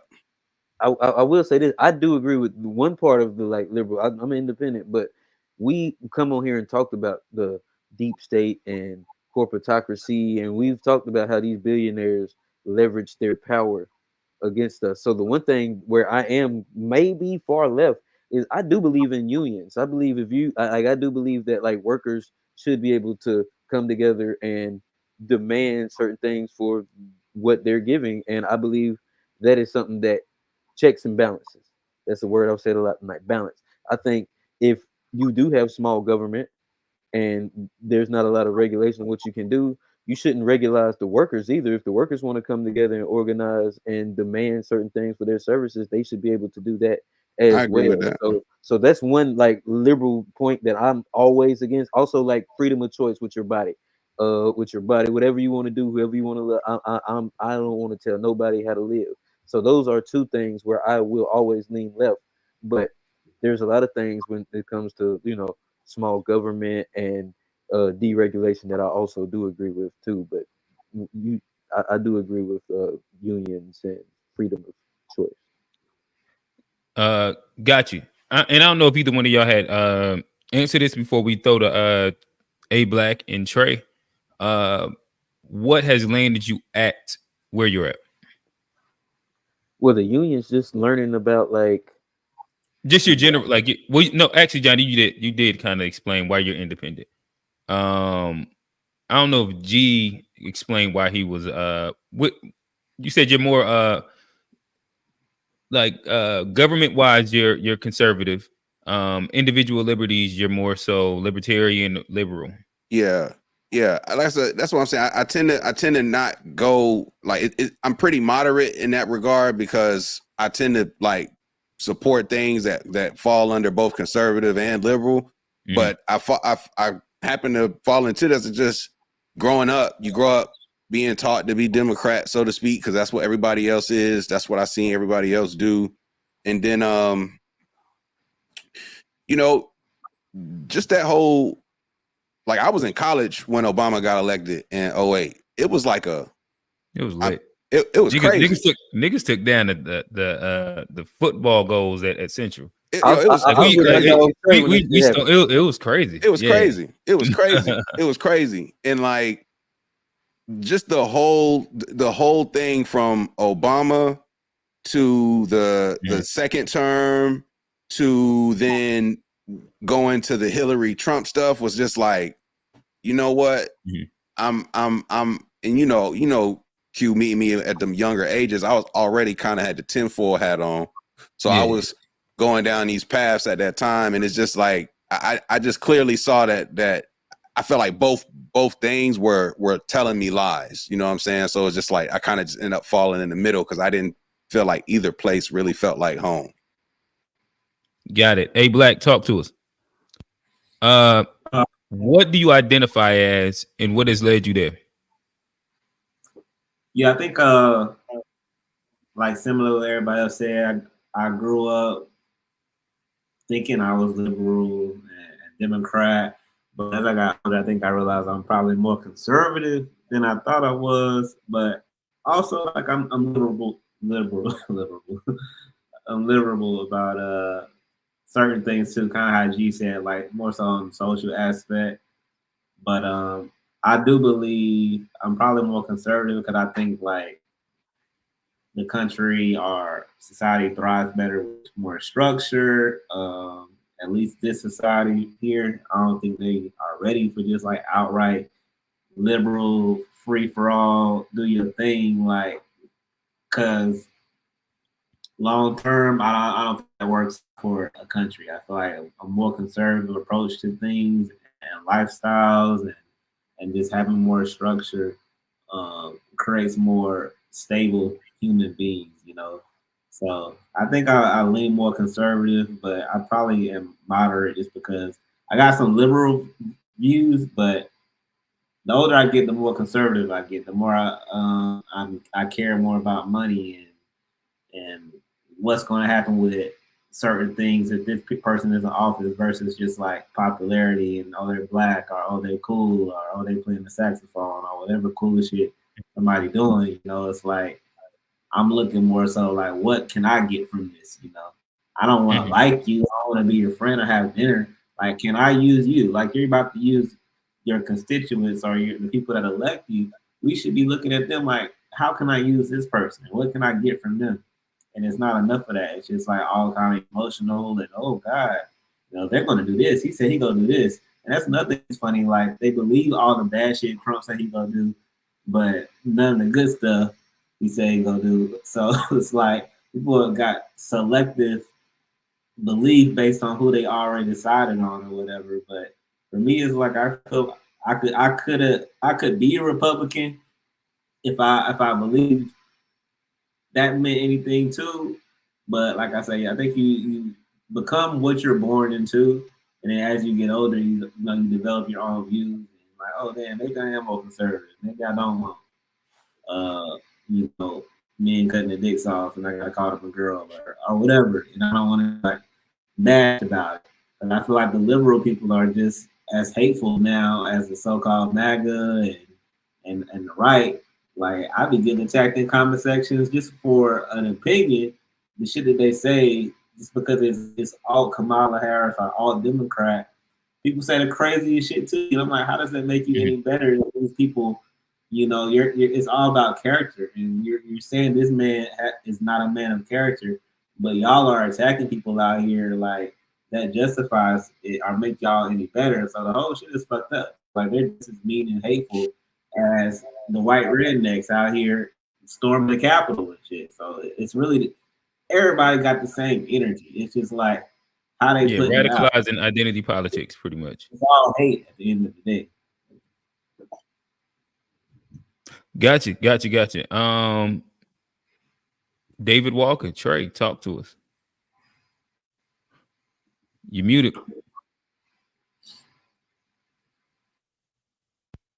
Oh, I'm definitely an independent, and man, I'm so like proud of this generation. I don't think there's ever been a group of black men and more black women who have been this politically independent. Like our parents, all they knew was Democratic Party, and then before that, that's all they knew. And then now we're exercising our options and leveraging both sides against each other to get them to offer something for us. So that was a good little reward we got from Kamala. It was a horrible try, but it was a try nonetheless. So again, I'm dependent. Independent. Always been independent, but I'm more like my focus, like tunnel vision focus, is advocacy for foundational Black American descendants of freedmen.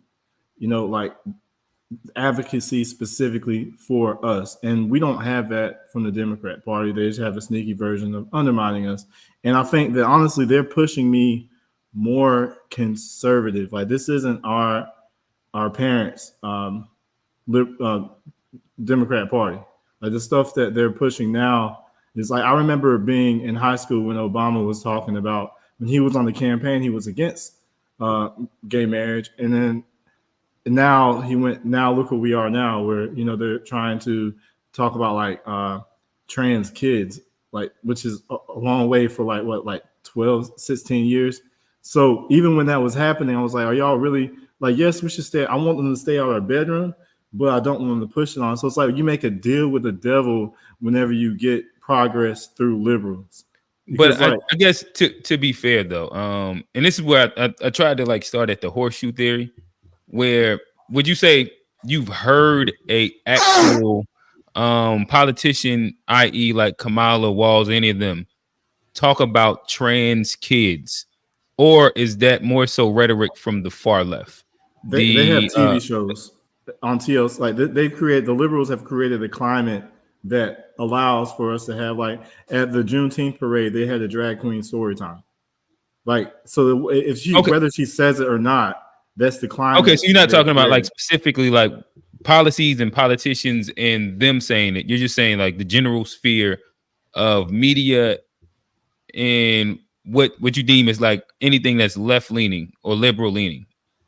Right. This goes back before where I was saying the older generation is the most liberal group. And you said we're the ones doing it. Well, the older generation created the climate for all of this to happen. And they're turning a blind eye as if it's not happening. So whether or not they voted in there specifically, like even how remember we didn't get the All-Star weekend for a couple years because we didn't want to have was it Roy Cooper? HB2. Yeah. We didn't want to have bathrooms that were specific to gender.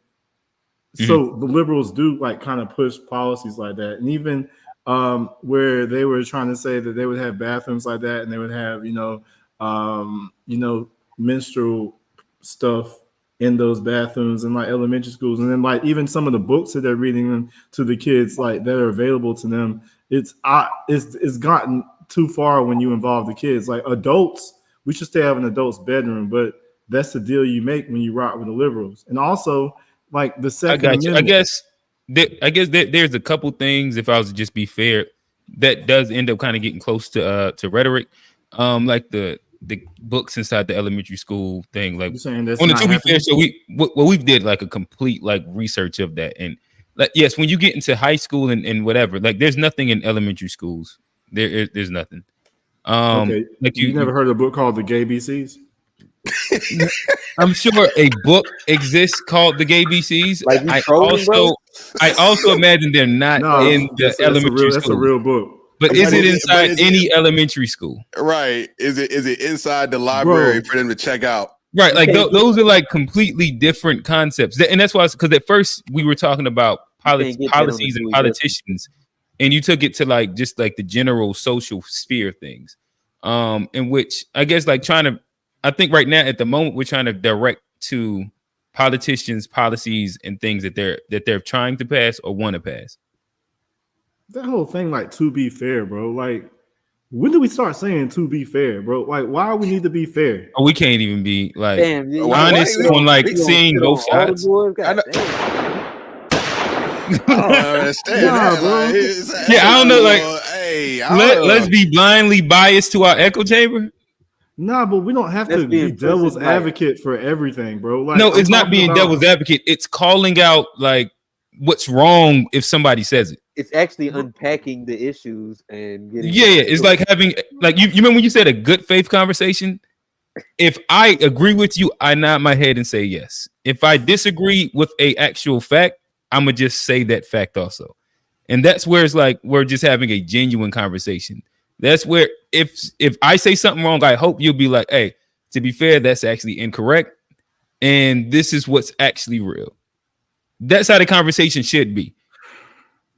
You just like you would rather like just throw your boys out there with incorrect facts, just saying shit. Just to stand on business like Deion Sanders.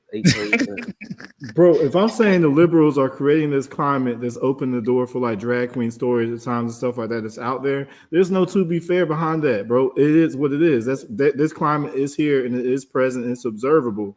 And it is a slippery slope when you start doing this to be fair thing where you justify.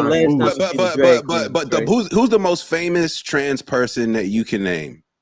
Saucy Santana. Not that. No, that's not the most famous trans person. The most famous trans person, Bruce Jenner. Exactly. And what party is that person? Well, is she now affiliated with? They got you. They got you, G. The first time, G. Well, what party? Like, that's what I'm saying, bro. No, go ahead and drag. Go ahead. Dre, what party are they affiliated with? This not the party that asked the same party that asked Ketanji Brown if she could define a woman, and she said no. That's the party she's affiliated with, or he's affiliated with, or whatever. The Republicans, is that what that meant? The Republican Party, the one that you're voting for in November.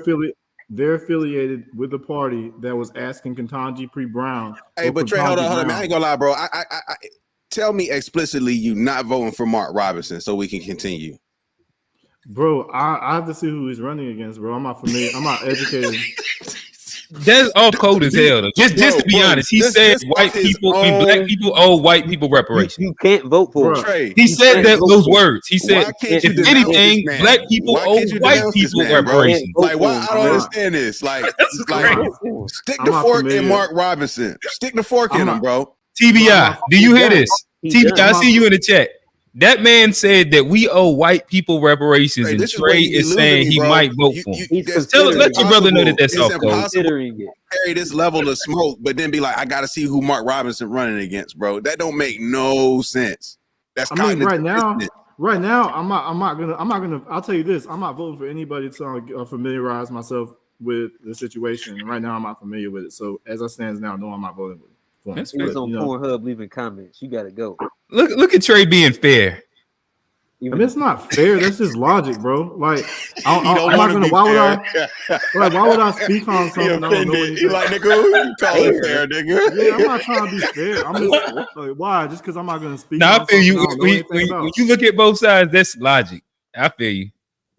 No, I'm not gonna speak on something I don't know anything about. Like, so you haven't heard about Mark Robinson for real? I don't know about his election, the campaign, the office. I don't know anything about that. I just want to know, did you see him tell them white people that if anything, black people owe y'all reparations? I saw the campaign. I saw the campaign ads. But you heard him say that out of his mouth, though, right? That black people didn't need reparations, and if anything, they owe white people reparations. That's bro. I don't agree. I don't agree with that. I think that's a deplorable thing to say. That's very coonish and very techno, and he's a domestic. But you could still vote for that person if I don't know who he's running against. What if he's running against somebody that says something even worse? Who's like, we should have an abortion clinic in every. What if it was Nick Fuentes? I guess I don't know. Like, you was caking for him. Like, what if his opponent's like, we should make sure we push rainbow on little black kids, and we need to put an abortion clinic on every corner, and then I'll take Mark Robinson over that. But we know that wouldn't be like that doesn't exist. So what you're saying is that it has to be an extreme. I told you, I don't so know. if it's a moderate Democrat, you're voting them then, right? If it's a moderate Democrat, yeah, I'll vote for them. Okay. Yeah, well, I don't know. I'm just saying I'm not familiar enough with the situation to speak on it. That's all. And he leave comments, Kofi. Yeah. He and you can't trust him. He was against T-porn, even though he was against T people while on them sites. Enjoying himself. Who commented on Pornhub, bro? Do you know what he said? On Pornhub, bro? Man, we see the ice broke the Mark Robinson scandal. Like, do you know what he said on the nails? We might have to do a whole breakdown on Mark Robinson when we do the conservatives next week. Y'all got to stay tuned. We gonna talk about conservatives next week, just in case y'all listening. It just ain't just about liberals. Part 1 this week, and then next week we gonna talk about what's up with conservatives. But today we focus it on liberals. In there and get out of there. You ain't supposed to be leaving comments, bro. They trace personal. I feel that, but hey, for all I know, is first last name at hotmail.com. Talk about it's not me. Like, what are we talking about?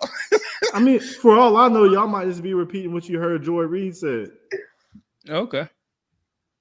I didn't go watch, so you might be right. It's a full article. I don't even know Joy Reid. Yeah, no, it's a full article, and they did they Googles and they fact checks and they email references and birth date references and marriage references that's on all of his profiles, and it was the profile that he used on his Twitter. Even his Twitter before he updated to the mayoral. There's no way that he's trying to run away from it. But also, all of his, you said what? What's the rest of his policy though? Like, is he against? Is he for I don't know. borders? He off code. I was taking y'all approach. Oh, he's definitely for closed borders. Oh yeah. Okay. That's good. Who gives a fuck about closed borders when a nigga's talking to like one of your own people is talking like this? Like what does closed? He's against like your whole movement. He against like, you. What you stand for? Bro, so is our liberals, bro, but they're just sneakier with it. That's my whole point. The liberals have the same views as Mark Robinson. They're just sneaky about it. So I don't just because like you heard them say what he said. But you would vote for Mark Robinson's views versus the other people's views.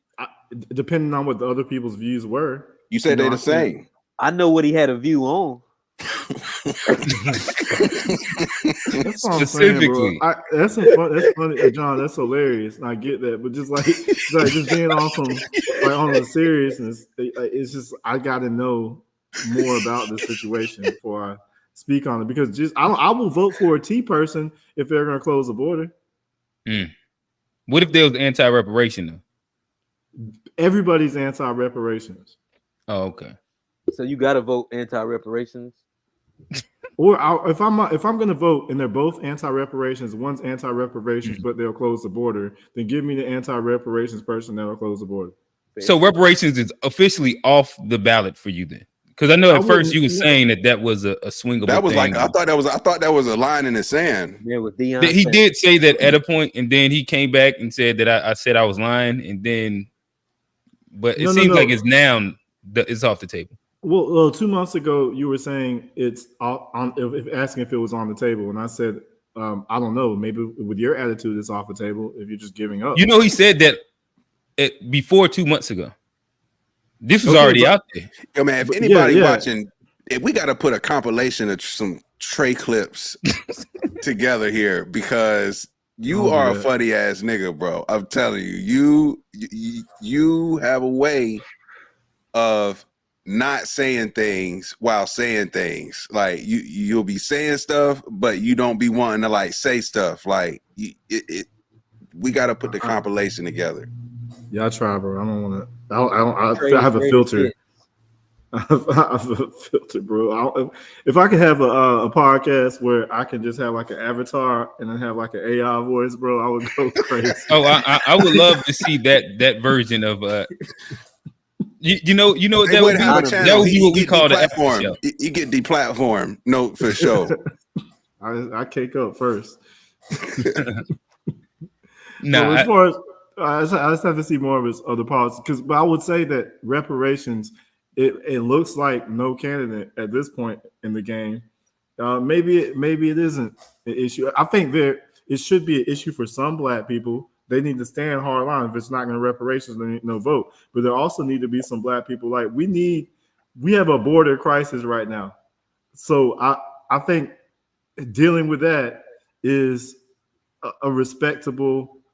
No, I understand it. All I'm saying is that it had seemed as though that you was those black people that you're talking about when it came down to reparations. I had some hope, and I think that hope is what we needed. That hope for Kamala to even speak on black men, and we needed that for what happened in California and all these reparations found. We still need to hold the line as far as that goes. But with the election, like less than a month away, then at this point, like. Reparations no candidate is running on reparations, so we have to see what they're running on and just weigh that in. And the biggest thing at this point now is why isn't reparations on the table? I would say I'd have to blame the Democrats for that because we have kept the Democrats alive for like 60 years. Like we could end them, like we could kill them at any point, bro. I don't want to mess up the albums, but we quit voting for them. Democrats are gone. So I think the next thing, if we can't get reparations as a part of the reparations agenda, to continue that, we can vote for the ones that say no reparations, and that you're foolish if you get that. Yeah, because of the other parties that not would incentivize those guys to give it to you. Yeah, because because basically, what are we voting for you for? If you're going to be just like these other guys, we might as well vote for the other guys. And if you want, I get you, but the other guys would be earning your vote while. Like outwardly stating no reparations. But hear me out, bro. If one person is going to not give us anything, but they're going to give it to everybody else, then how about nobody get nothing? And then if we can't be equally comfortable, we can be equally uncomfortable. And I'm fine with that too. Okay. All right. So with that said, we're going to move into Malcolm X, his commentary about white liberals. And then again, we can be a little bit not so fair when it comes down to actual real critique. I'm not saying that. Well, Trey had real critique as well, towards the left, but nonetheless, here we go.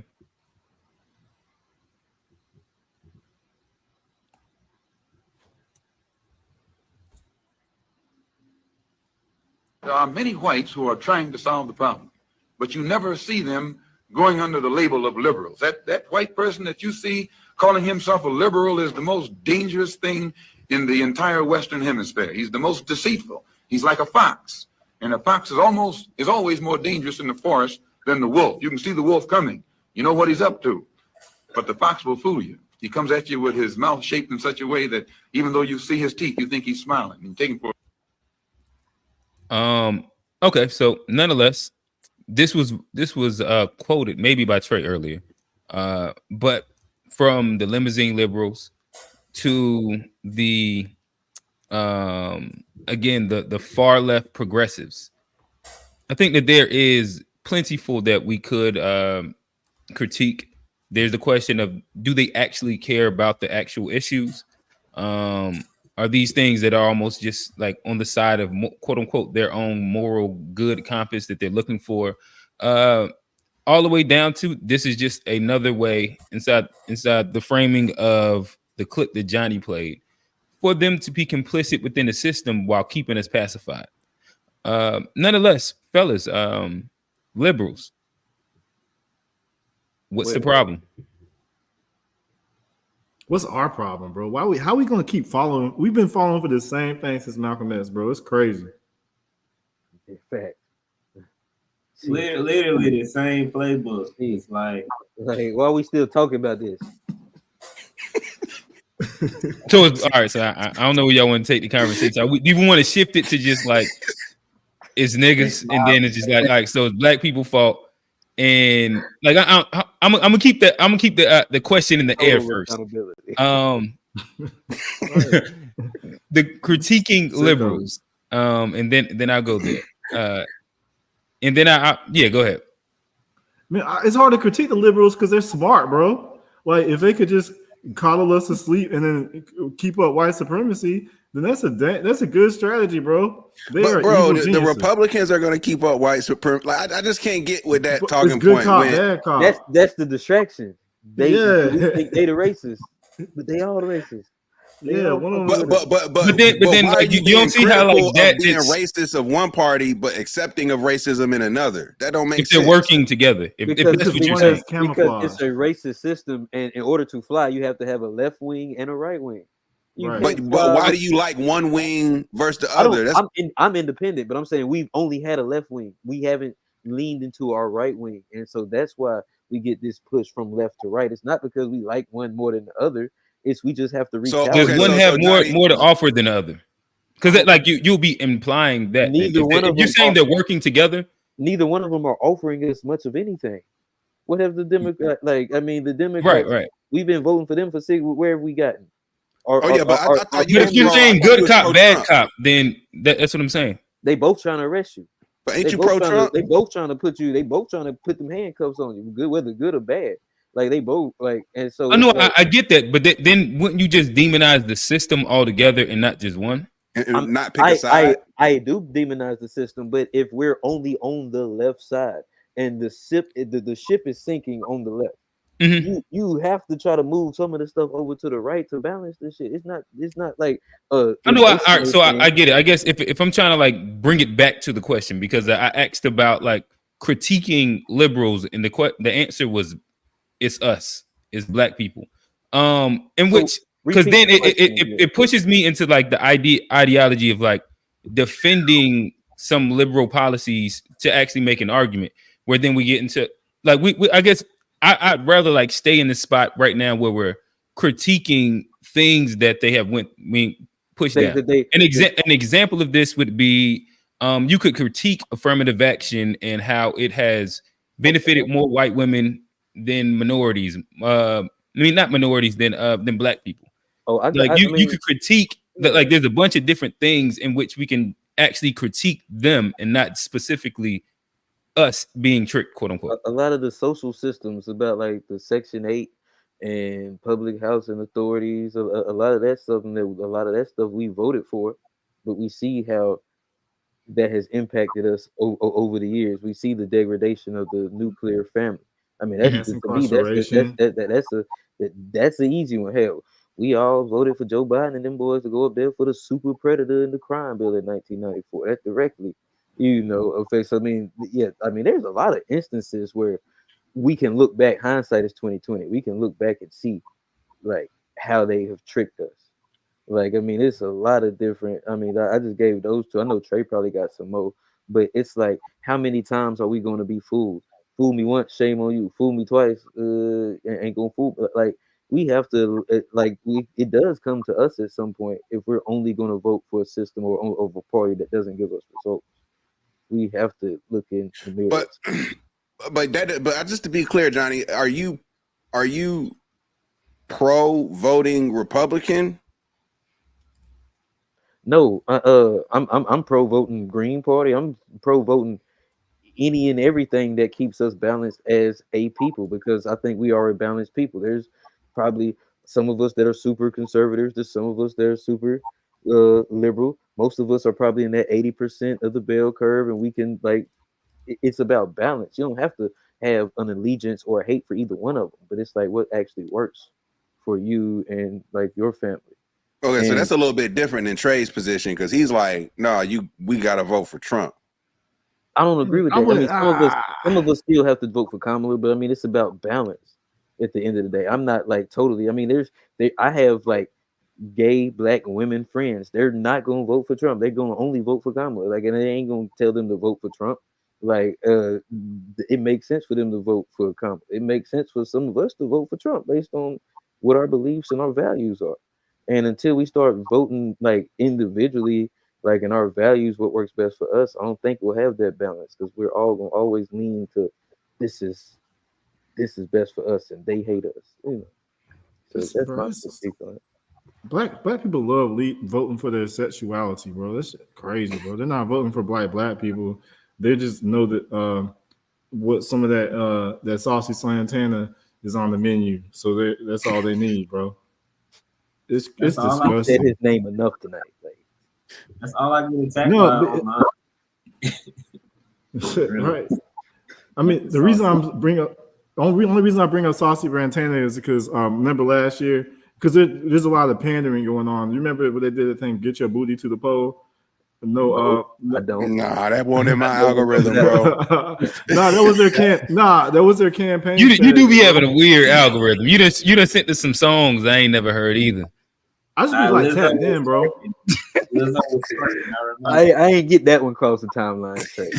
No, I just be like tapped in these Black American like conversations a lot more than a lot. I don't really like not super big on sports. So I'm kind of like obsessed with this Black political movement. And then they were talking about how offended they were by like the no vucking, no vote, no vucking, where they had a bunch of like hood rats over here talking about if you don't vote. Man, it's disgusting. It was fun about Democrats, bro. They had Saucy Santana with Trina, and then the same thing with the Megan Thee Stallion, and the same thing they were doing with the back that Vats up with Juvenile. Like, I don't know, man. That's probably why I have this position with the Democrat Party, because I'm more like, I've seen all these videos. I am hot with them. You know what I'm saying? I'm offended, highly offended. So I don't want the same reason that a lot of people want to vote for Biden because they don't like Trump. That's my reason for voting for Trump. Not necessarily because I'm a big Trump fan, but I am like so sick of the Democrats, bro. I just want to punish them. I want to see them I want to see that party burn down. But cut your nose and spite your face with it. It's not spiting my face though. I don't think the Biden Trump would be better for Black America than Kamala would. So do you agree that Trump is like at minimum if he's not a supporter of white supremacy, he's a adjacent white supremacist supporter, or to somebody like you think? Do you think Trump no more than any of us, the rest of them? Yeah, exactly, bro. But he doesn't. We get out our head. They're both racist. I love y'all, boy. So then that means that. So why even criticize the blue side for being racist if it don't matter on the red? That's just my point on it. Because the blue side, it's like, we already criticized the red for being racist. Nobody criticizes the blue for being racist. Exactly, bro. It's like when everybody that don't make sense. Everybody knows Trump racist, but if nobody knows. But like, I thought it was quick, man. Like when Cortez pulled up in South America and then they burnt the boat behind them. That's how I feel about the Democrat Party, bro. I want to see that burn so Black people don't have any choice but to deal with this white supremacy, bro. We like no more going under the shelter of Democrats who are just gonna make it worse for you, bro. I'm trying to take away the pacifier, bro. And if I guess I'll try and restate what G is asking. So I think that what he's saying is that it sounds like between Trey and Johnny, it sounds like y'all are explaining the concept that y'all believe that in essence there's a governmental coup in which both sides are working under the guise of white supremacy. And if that is true, shouldn't it be just more so pushing independent instead of either side of the coin? Because of if they're working together, like where is the benefit of saying either one of them? Closing the border, bro. I mean, I keep saying that. I mean, That's because But I then mean, that wouldn't be let's them say, working together. hold on. That's like opposition. I Do you see think what I'm saying? I think they could have agent No. like I think we should be balanced across all three.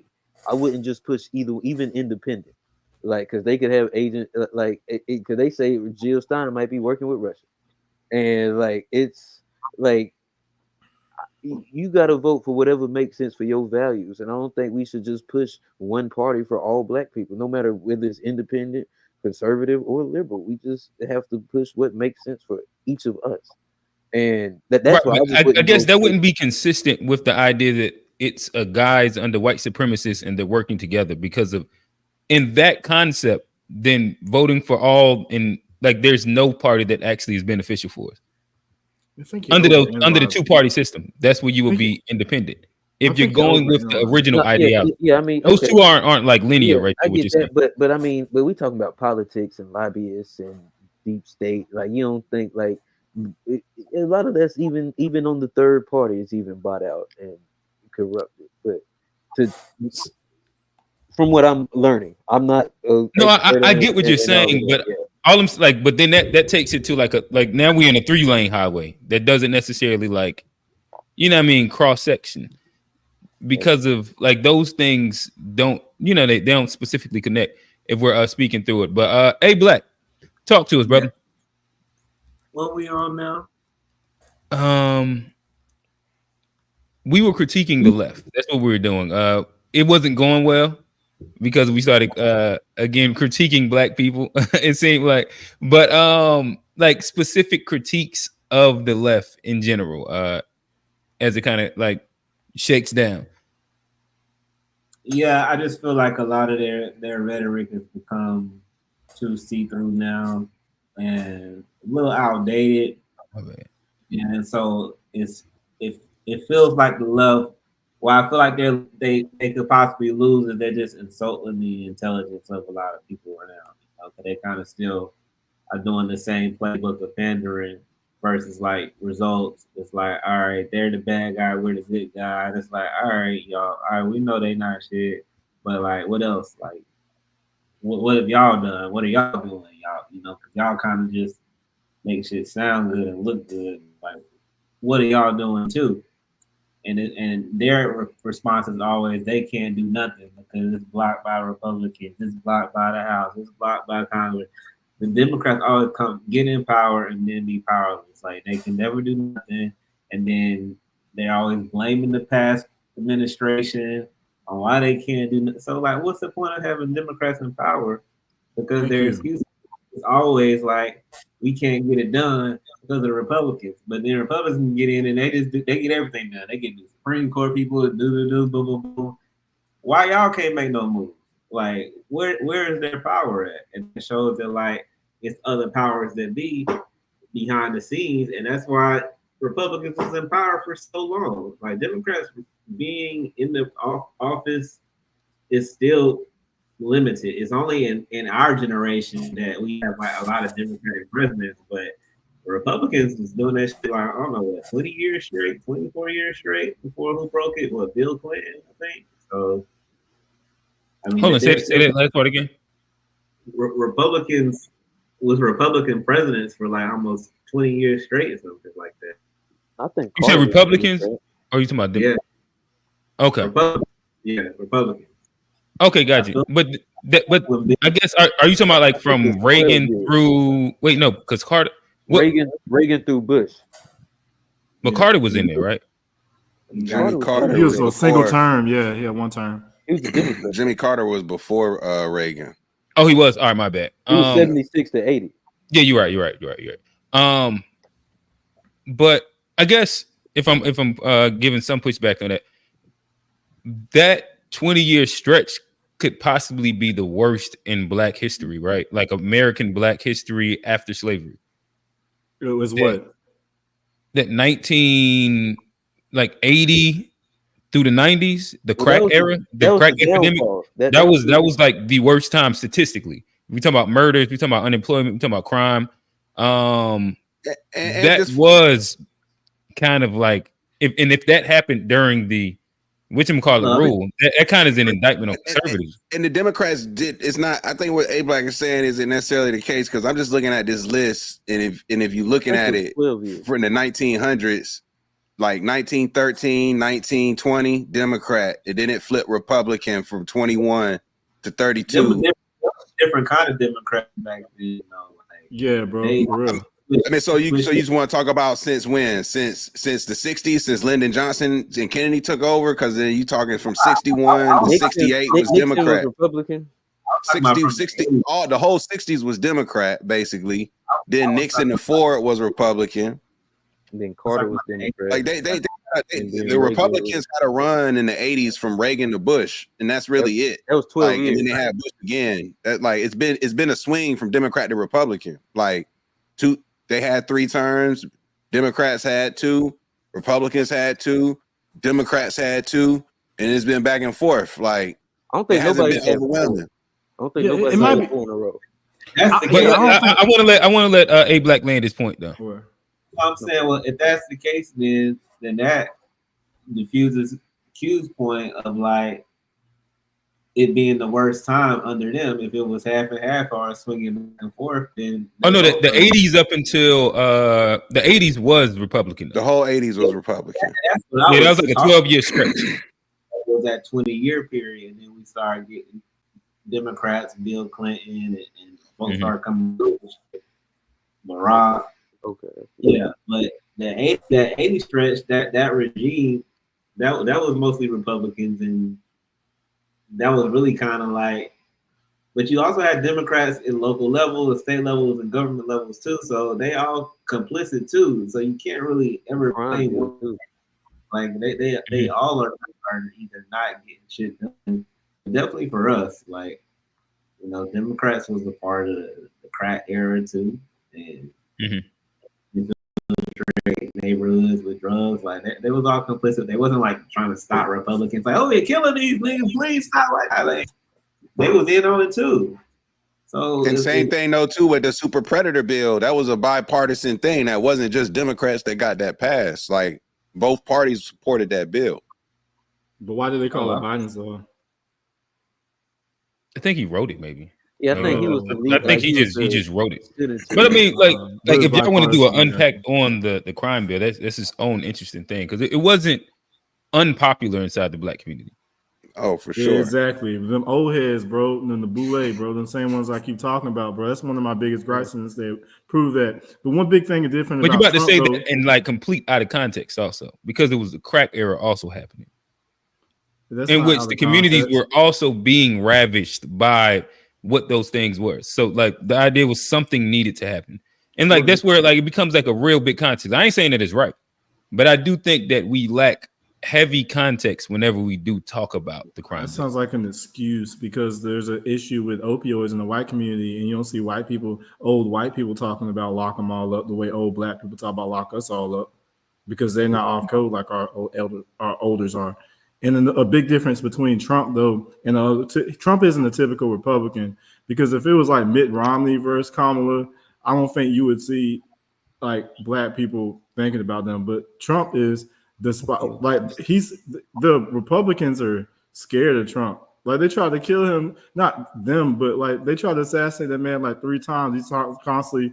He calls out liberals. He calls out and he calls out conservatives, and he calls out the deep state and the FBI. Like this is not like you're a run of the mill like Republican for us to be comparing him to like the Reagans and things like that. I think people are voting for him like mainly for that reason, honestly. And a lot of people who were voting for Trump also voted for Obama. Like especially a lot of like white people. Gotcha. Yeah, none of this. I think a good crime bill conversation might be might be in order. But nonetheless, who has everybody answered the I guess the pose question? G, did you tackle it? I think I did. Maybe I didn't. What was the question? I was trying to use that as a segue for me to find the question again, but Where not? I think I did. Honestly, I mean, I don't think I got nothing else to add there. I think you asked if you would be throwing your vote away if you vote. That was for, like that was a while ago. at the beginning of the episode. Yeah. I'm so stuck on All right, so that. nonetheless, I think that this is and if something that I do think that was skipped when it came down to critiquing the left, and that's what the question was. It was just critiquing the left. Whether it was the idea of like the wolves and sheep clothing. I think that I love that quote. I'll just say that I love that quote. I think it applies. I'm not pro that party in large part for that reason. I feel like they I just feel like the policies aren't policies that end up really helping people that look like me somehow, some way. That idea of the tide lifting all boats, and it's like our boats still be at the same level. Right, exactly. Right. And so I guess a critique that I think has been that we haven't specifically addressed is I think that outside looking in, it is interesting looking at like their divisiveness and infighting that is happening as well. And like especially when you get into like the progressives versus the liberals, whether you go like even as simple or as complicated as like gender is, where there is like a stark line that is drawn inside there, in which those lines end up being like witch hunts for people within inside your same group, where if there's an overarching goal, sometimes it does seem that the other side can rally together to get that overarching goal. In comparison, sometimes it seems as though the left tends to cannibalize itself, and I think that is a just a critique, should I say? Critique. That's a fair critique. But nonetheless, it sounds like we've kind of talked through some critiques. What I like to do as we begin to start getting close to the call-in section, I like to run down a couple like general topics and see if y'all are conservative, if you're a liberal on these specific topics. Y'all let me know. So we'll start with immigration. Are you conservative or are you liberal? Closing, conservative. That doesn't mean open border versus closed border, right? No, it doesn't. That's not the difference inside the policies. I mean, Okay. All right, so I think that I would be more the conservative. biggest difference inside, if we say Trump and Kamala's policy You got it right the is first time. Trump wants to he wants to keep like if he doesn't want to catch and release in America.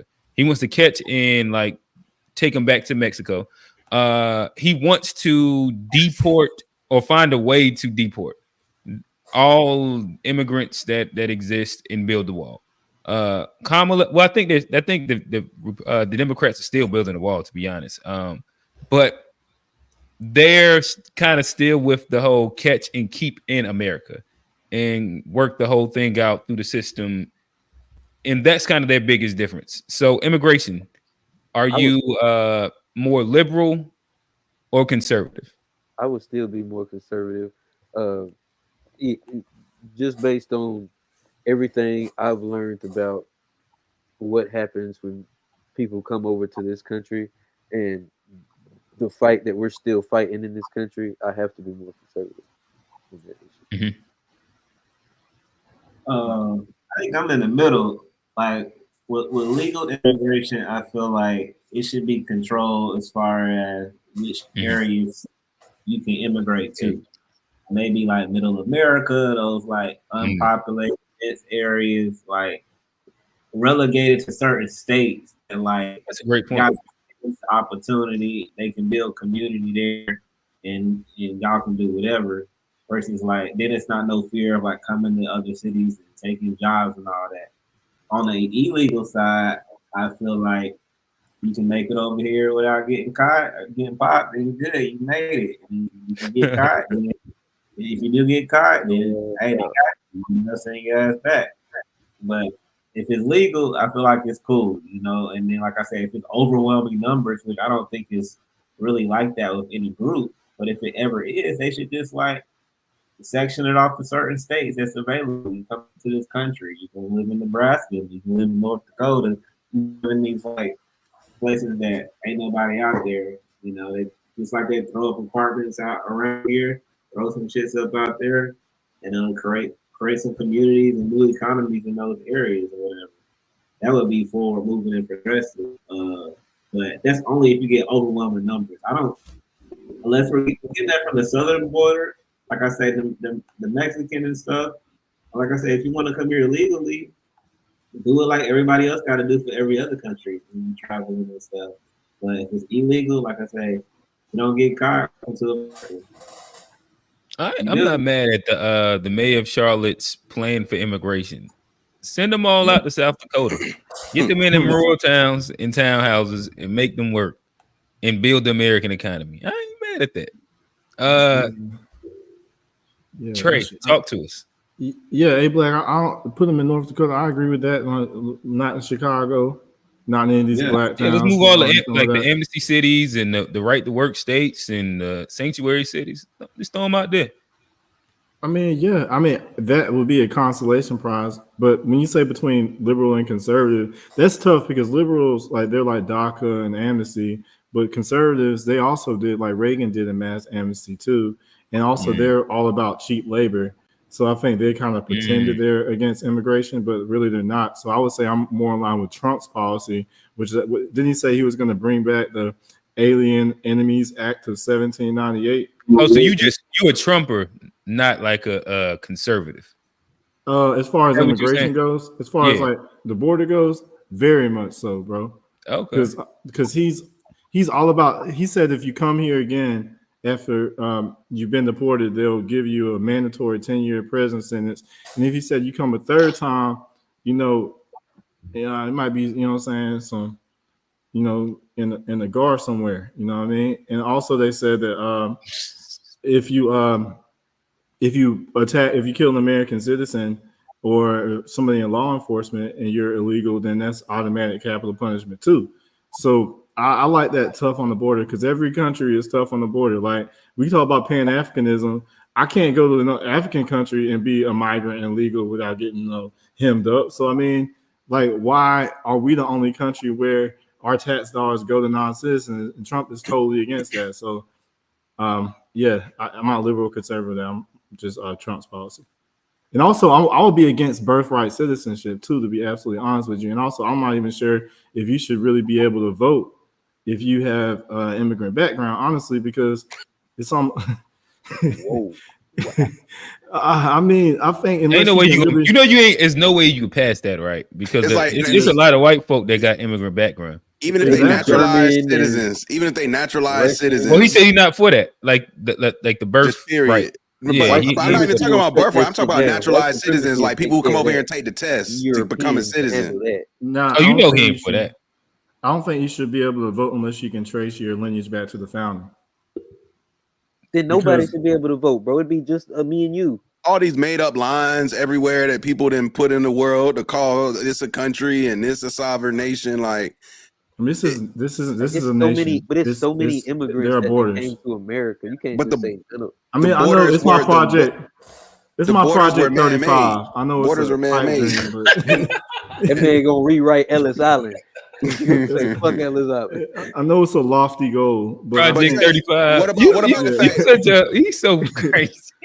And the borders changed. Like the borders started with 13 colonies, then expanded past the Mississippi. So it's it's semantics, bro. No, it's not semantics. Because what if you can trace your lineage back to like California to the 1500s when the Spanish was settled and it's of the land before maybe even somebody on our side could claim some lineage, but they're in the borders. That's what I'm saying. It's not semantics. It's that's the reality. Like the borders change. I would say that they shouldn't be able to vote either. Because I think if you have an immigrant background, then you're going to vote on behalf of your background, your family over there, kind of like Kamala doing right now, where she's voting for her immigrant on behalf of the other immigrants. But so just us and the slave masters, pretty much, right? America was founded by people who immigrated here, right? No, it was founded by Black Americans. No, I'm talking about America as an entity, not as I'm talking about the corporation of the United States of America that was founded by a group of white immigrants.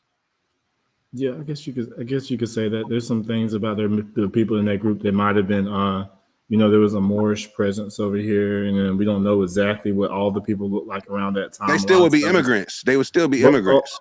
A lot of the stuff is whitewashed too. Like I forgot one of the founding fathers had indigenous mother or something like that, but he was still in there. So I'm not going to just say that it was just all white men that were part of founding this country, but that's on the so that you do have a belief that America was founded by black people. I think there were some black people. They weren't all black, but I do think that some of the people that just some black people. Yeah.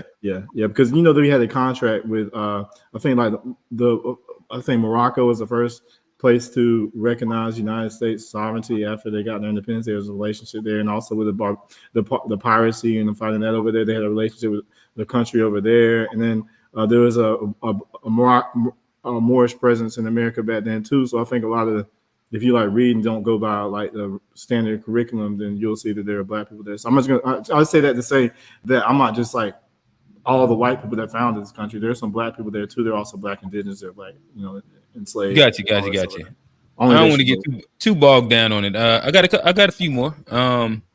So hot topic, abortion, liberal, conservative. Toss it in there. Liberal. I ain't oh shit. For real? Yeah, I ain't never gonna have a baby. I ain't never gonna push one out. I ain't gonna tell nobody what they should do with their body. It ain't up to me. Now I do have thoughts on like men having more rights once the baby is here if women get that choice. But like I think women should be able to do whatever they want to do with their body. It ain't for us. Ain't a woman. What about the baby? What about the baby's body? Trey, just answer your question. No, yeah, I said what I said. I got all 10 of my toes. I ain't being Trey went from looking like a proud daddy to an upset stepdad. No. John be thinking independent. We've been having a lot of these conversations even before this podcast. Crazy part. This is that same topics. Yeah. Trey, you got the flow. Come on, talk to us. Man, I am. Unless you were forced to do the you know what I'm saying, do the nasty, then you made that decision. I'm with Mark Robinson on that. And if it's like incest or there's a medical emergency, but that's a very small percentage of the actual thing. A lot of people actually do that because they didn't use one of the 100 some forms of birth control and they were irresponsible. And they want to deal with it by ending the beating heart that's growing in their womb. And I'm not really, I think that's sinful, honestly. But I'm not in favor. I'm not in favor of that, especially when they push it on the black community. Gotcha. G, don't take the bait. A Black. Your thoughts? Yeah, abortion, man. Brian McKnight to these kids, yo. That's crazy. The choice to do what they gotta do, like gotta say, I'm not Brian McKnight. Yeah, I'm not paying for it. If you're a bad bitch, if you are ugly, I will pay for it. God. Why are you messing with ugly women? Sometimes their body. Bro, you done had a hard Wednesday night before. You got no. Trey, I know you. Man, chill out, bro. Nah. It's made up, bro. It's made up. You got some insight. Kevin. I'm fucking with him. I'm messing with him. Yeah, John likes the kid. Yeah, but for real, I feel like it should just be a limit on the time limit you can do it. Like I don't know, like the scientific, the embryo shit, but you shouldn't be able to do no abortion and you got a big round out of belly or something. You know what I mean? But like, if you like a month in, 2 months, whatever makes sense, it just should be. It should be a limit. You should have the choice to do it, but it should be a limit, so it's not irresponsible.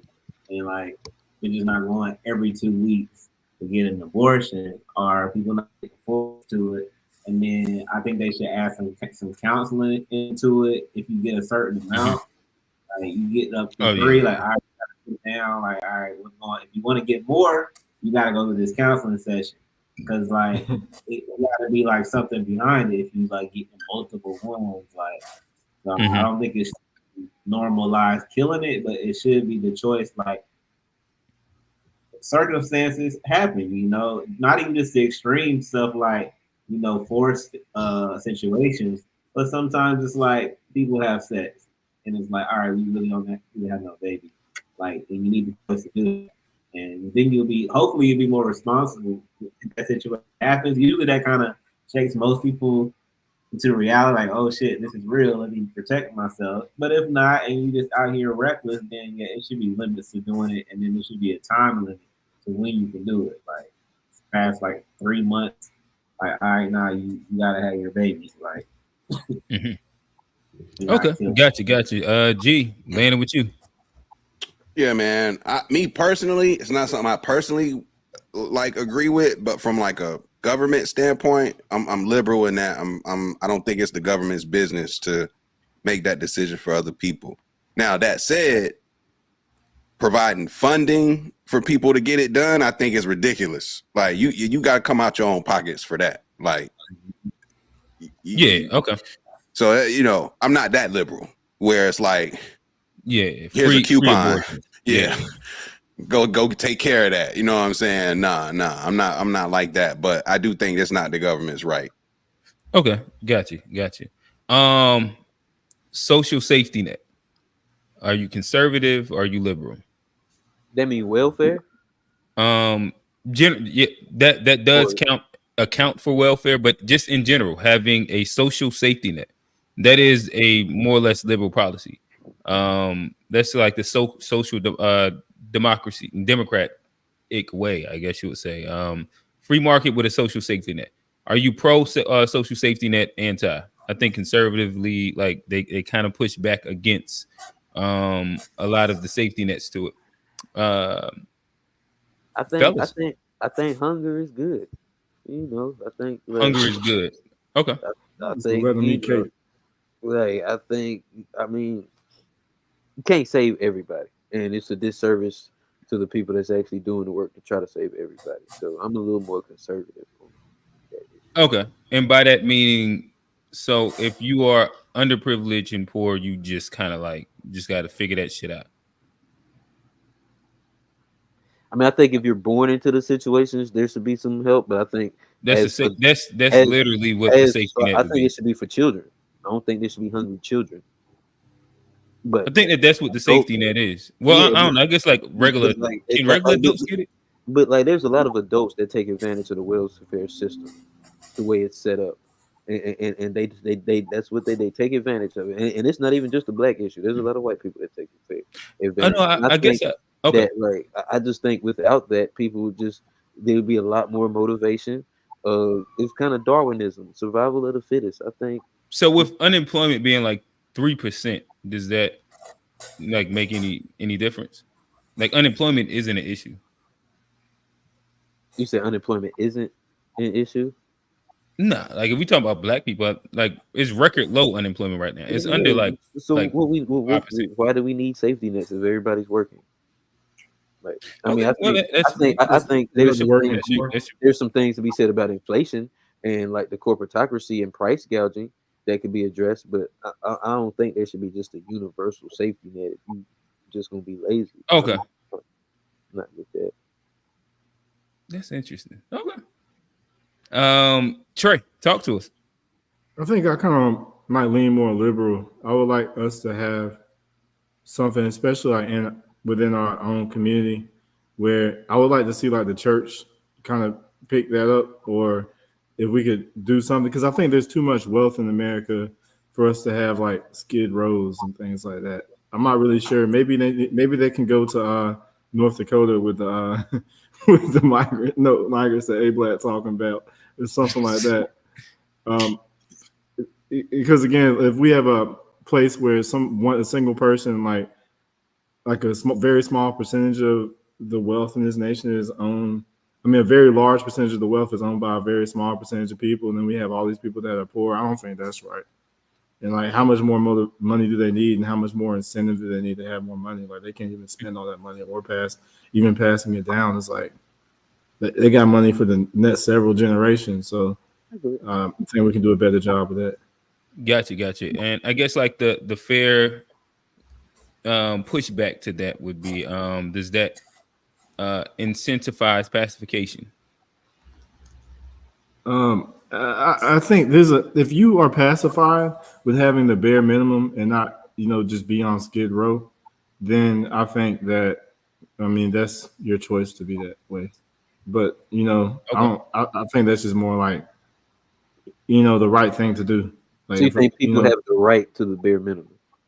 Right? They have the right to the bare minimum. You're right. That's not going to kill anybody's motivation, because who wants the bare minimum? You're still going to want more than that. A Black, talk to us. We got two in the back end. As we finish this up, we'll start bringing up. Am I more liberal or conservative on what's the topic? You're talking about the statement was social safety net. That goes from like Social Security up to welfare, pretty much. Like just in essence that. Like there should be a bare minimum of a quality of life as an American. Yeah, I think I'm more liberal in that sense that you should get to a certain age, work a certain amount of years where the country should be able to take care of you at a certain time. Like, like I said, we have the money to be able to do certain things if we get out of other people's business. Like, we don't have to have war everywhere. Army bases everywhere around the world, and putting trillions of dollars in those areas where you can have like programs, you can build these other communities in Middle America, rehabilitate people, have immigrants go there, like create industry. And then people not working their ass off when they're 65, 70 years old, they can chill and enjoy life, and you can get you a little check or whatever from the government or something. But it should be a safety net. Like, I hate when I be seeing when people having to work out here. Unless you choose to. There's that people that do choose to stay active and they want to do things, but you should have something at a certain age. Like, you got a country that can facilitate that, man. Like, people don't need to be looking at 65, 70, 80 years old. Gotcha. G, round us off. Yeah, man. I think honestly, I was thinking like I might even be progressive when it comes to this. Like, right, because like I'm pro healthcare as a right. And I say this because America has the money and the resources, right? So it's like, I think from an America perspective, there's no reason why we can't have free healthcare for citizens. I don't see why public education through college can't be provided for at, if not free, at a extreme, discount compared to what it costs today. I don't see why we can't provide free lunch and breakfast for public school system. Started by Black Panthers. Yeah, so like as I'm saying, I'm borderline like progressive when it comes to this idea, because I think America as an institution, it's wealthy, and it built that wealth off of the citizens. So working class citizens, and that's just like not even just obviously how America got built off of slavery, but even post-slavery, it's built, it's back off the working class. And so I feel like some of those benefits should trickle down. So yeah, I would say mostly liberal, if not progressive, but there are some things where it's kind of like I would have certain rules as it relates to like programs that are meant to help with like SNAP, Section 8, things of that nature. I think those are beneficial, but they're not administered the right way. Gotcha. Probably like some way to kind of like segue off of them. Eventually. Exactly. You gotta wing them off. Gotcha. So nonetheless, we are now entering our call-in section. No ad hominems live. And with that said, we have two in the back end. We have two favorites of the show, Kamu, Kofi. Welcome to the show. I guess we'll start with Kofi. Your take on the problem, your critique on liberals and the left, or just your general thoughts on the conversation so far. 2 minutes on the clock. We'll keep you up on the panel. Yeah, talk to us. Good conversation. Good conversation. I like the conversation. Two statement. I got two statements and two questions, but I'll get the statements in. When we're talking about, I mean, I know we're talking about liberals right now, but you kind of, some reports talk about Republicans. So when it comes to political stances, I think what my view of history and the Constitution is that Black people by default are liberal and progressive. Right? If you're not liberal and progressive, then you're conservative. To be a conservative is to white conservatism. There's no such thing as Black conservatism in a white power structure. So if you're saying, hey, look, you're conservative, you're basically saying you want to conserve the white straight Judeo-Christian way of life. So a Black person saying that to me is just insane. Right? So that's why we have amendments. We have the 14th Amendment, the 13th Amendment. Black people couldn't vote. All these things is not a conservative stance. So by default, when it comes to pushing bills and laws and things like that, we're mostly progressive and liberals, right?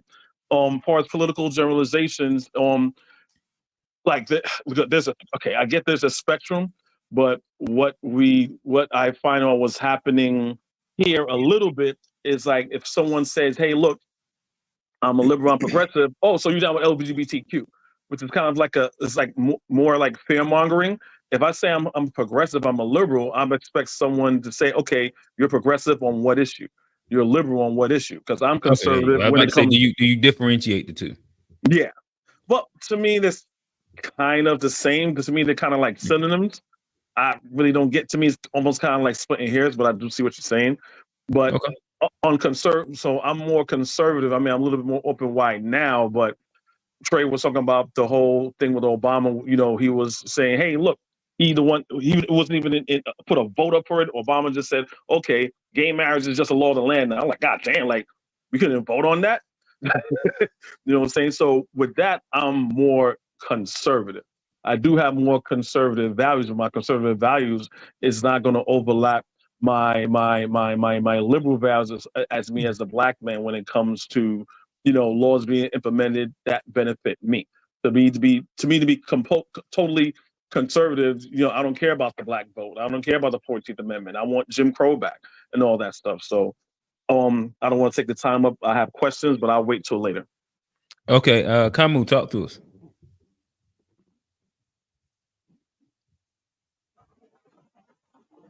Hey, gents, how's it going?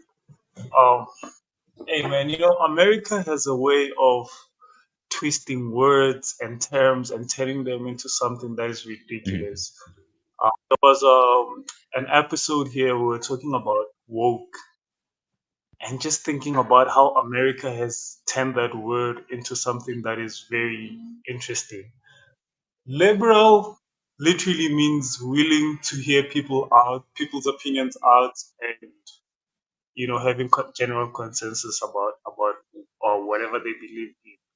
But when you look at American liberalism, you find nothing like that.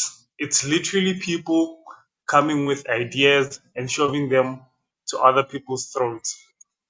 The same way with democracy. There's nothing democratic about the United Snakes. Um, if you are a man and you have a family, but you spend 44% of your income on buying weapons, what kind of a man are you? Are you able to, like, you can't even take care of your kids with the money that you have. You spend it on weapons. You just said now. I'm actually shocked to find out that there's no basic social services like lunch, school lunch at schools, like public schools. It's ridiculous. South Africa's economy, it's like it's not even doesn't even equate to the state of New York alone. But bro, if I can tell you the social services that we have here, it's crazy. Like, for me personally, America is a sick nation. Like, it's a rotten cake that looks nice from afar, but the more you eat, you realize that this is sick. America is a sick nation, bro. Yeah. So yeah, I guess I'll allow the panel to I got you. Hold on. Yeah, I'll allow the the panel to hop in. Let's try and keep this part like maybe 4 to 5 minutes. I already kind of feel the heat steaming. I was gonna say not too So much. yeah, and then we'll go to the next question, and I'll yeah, we can have a full conversation. Johnny, I think Johnny wanted to go. Then G hit him. Well, no, I ain't. I was in and out. I just like we're trying, Camu. Like, I mean, it like, and especially like the black people. Like, America is not the best country in the world, but like all of us would probably choose America over 99% of the countries out there. And I think most people in this world would. So I think we are beneficial to, live in this country, especially in the time that we are living in. Because I might not have said that 60 years ago, but today I definitely like being in America. I ain't gonna lie, I'm probably choosing America over there. Oh, no question. But G, go ahead. And I would just say, like, I love you, Camu, but I agree. America does spend too much money on the military industrial complex as a whole. Like, I think I would agree there. However, if you have a lot of money, then you can spend 40% of your budget on guns and still have plenty of money to take care of other things. Like, ultimately, that's the thing about America being capitalist is it's so much money relative to other places in the world. We can afford to spend y'all's GDP just on our military alone. That's what I'm saying. Like, because we're so grand, we can spend people's GDP just on a small piece of our military and still have money to do other things. They like to use this excuse that, like, oh, the money's there, you can take it from the military. It's so much money here, you don't even have to take it from the military, and we can still get these other things that we asking for if we being honest. So it's a lot of money floating around in America. It's the land of the free. It's unchecked capitalism. Anybody else? No, I'm just saying it's unchecked capitalism. Like, G is right. We have a lot of money. I mean, we spend more money on our military than any other country in the world. So, Tupac says we got money for war, but can't feed the poor. You know what I'm saying? That is true. So from a socialistic aspect, a lot of countries, so-called first world countries, they have certain things that we don't even have, like healthcare, free healthcare, free, social programs that helps the community. So yeah, G is right. Just wanted to piggyback on that. Gotcha. All right, so I'm gonna toss out one more as I bring up another guest, another favorite of the show. I would like to also again say before I bring up one of our favorites, the show is non-ad hominem. After show, y'all do what y'all want to. But bring it to the stage, I will be bringing For the Family. But before then, No ad. Equality. Are you liberal, conservative? I mean, I'm neither. yeah, I'm independent on that. I think equality is based on. I mean, I think every man, every woman has basic universal rights, but I think there's a lot of stuff out here that self determination and Got you. equality. So self-determination will beat the system. Is that Why more or less can't what we, you're why, saying? why can't we say we bosses now? Why we got to be conservative? But hey, well, because voting ain't gonna beat the system. I mean, there's a lot of stuff that ain't. I mean, we can try a lot of stuff that ain't gonna beat the system. So I mean, Facts. it might be Down self his head. Come on, South determination. Carolina. You say what? I say get on his ass. Nah, I mean, I ain't on that's my boy, but we Oh yeah, can I was talk. this isn't even a stance that I like. I don't have a stance in this. I'm just asking the question. What is your stance? For the family, talk to me. Oh, this nigga already, oh man. You Shout out to y'all though, man. Oh no, for sure. Damn, I heard Oh, that might I have saw, been. I saw you over there with comfy ass over there. I saw you over there. Oh, you You said you watched saw this? me over there with Kofi. Yeah, I saw you over there. He won't let me up. I saw you. Oh, I see what type of my you be brother. on. It's all good. But yeah. What side of the fence was he on? So all right. So where we at? Do you want to get my take on equality? I want to know what you about. What I'm about. So like I can tell you. I usually like to tell everybody tune in 4:30s for whatchamacallit, but I lean way more. You can't talk and listen at the same time. I can answer the question. Right. I'm trying to hear you. Go ahead. But no, I lean way more conservative. I am a person that votes my own personal interest, which would also mean that so again, I'm against the idea of the system saving me. That is my personal opinion, but this isn't like I think you're trying to interview me right now, like, in which we could do that in a little bit. Right now, I'm tossing the question to the panel. What's up, brother? Okay. No, go ahead. You was asking me a question. Yeah. What does it mean to be a conservative? All right, so we talking about for equality, like taking a like conservative right now. stance I don't know if for you just kind of equality. like joined to where we was at inside the conversation. Right now, we're just going like individual, like I'm talking points. to you. But so like this is where you're steering it away from like we're answering as a panel a question.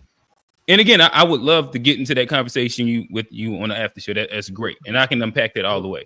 Not to steer away from this. Like I said, when it comes down to this topic, when it comes down to equality and this, like, quote unquote, the idea of like the system saving us, I am more so like individual.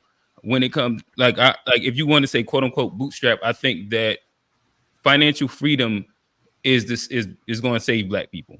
Like not relying on the system is going to save Black people over quote unquote the system. That'd be my get rid of my Whitey take. then, right? We should get rid of Whitey then. You said the system, right? We should get all right. Yeah, I didn't make out what he said either. Get rid of what? Whitey. You said the system, right? Oh, Whitey on the moon. Yeah. Or you would just operate outside of the system. Yes. Not relying on the system mean get rid of Whitey, right? Or the system. You could just remove yourself from the system. I think that ends up being its own thing. But I'll get the start. For the family, I would love for you to answer the question. This is great to get your input. Tell us what Detroit's thinking right now. Y'all just had Kamala out there. Oh, that raggedy hoe. Yeah, that one. That drunk bitch. Are you serious? What you asking? Let's get to the. We want to hear your perspective. No ad hominem for the presidential candidates. That ain't no. That's a fact. What's up, bro? All right, pass. Yeah. All right. So, Trey, talk to us. As far as equality, yeah. I'm back to what I think we got to get equality on ourselves. I'm just pro equality. I don't even know how you can even say that's a liberal or conservative way. I think the liberal way to equality is really one step forward, like 10 steps back, and then the conservative approach to equality. No, I would honestly, Because if it's something meritocracy and it's not like based on like white supremacy, because before it was DEI, it was equal opportunity. I'm more in favor of equal opportunity than I'm in favor of something like DEI or something that affirmative action or something that they can But easily. isn't America built off nepotism? No. It's built on like white supremacy. So I guess in a way you could say America nepotism. Yeah, as nepotism. America built off of us. What you talking about nepotism? Oh, we're talking about like the structure, like the caste system, like what that's built What on. created white supremacy was nepotism. They was handing that bitch down. America built off of hate. They hate us. Nepotism is part of that. They just some haters. That's all. Johnny, talk to us. Equality. I already said, yeah, I'm independent. I think like I mean there's talk to us. yeah. So damn, you just cut him off like that? Gee, damn. I answered it already. I already answered You said, But the family came in to come instigate. It's all right. No, yo, I real talk. I think this word equality was maybe created by Democrats at some point. It's not something I personally believe in. Equality, like nope, like equal is like in chemistry and math. It's not in like life and reality. Like there's not equality. Hey, G, do you see our power working? Say it again. We're about to run this bitch again, nigga. Do you see our power working in progress? We winning. Our right power? now, yeah, we winning. You don't see it. Does that are you talking about the equality or whole or different? Or are you pivoting? I'm talking about power. Do you see our power working in progress right now? It's progressive. We're showing the world how to get power right now. You don't think so? Are you talking about on here? Oh, I feel what you're saying. Yeah, for sure. But ain't no but. That just wasn't what we was talking about equality. I got you. Go ahead. Yeah, but I agree with your point. I do agree, but in terms of equality, it ain't a real thing to me. You know what I'm saying? We all don't start at the same point. We're not born in the same place. You know what I'm saying? So, thoughts on I guess the quote unquote classic term equality of opportunity. Yeah, it's not real. Opportunity is for immigrants. We don't have no opportunities. You can't even like enforce it to make it equal. You know what I'm saying? It's like there's always going to be inherent biases. People going to look out for their own, the nepotism, etc.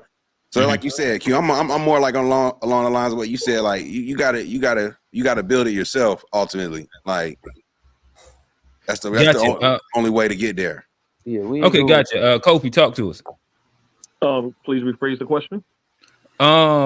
Liberal, conservative. The question is equality. Where do you land? You are very cavalier with this damn Jamaican. Go ahead. Say it again. Again, brother. You being on the panel, but right now, again, like this is the regular show. We gonna get through these questions. We appreciate you on the panel, though. Your whole demeanor change talking to this. Basically, I re-asked the question, but go ahead, Kofi.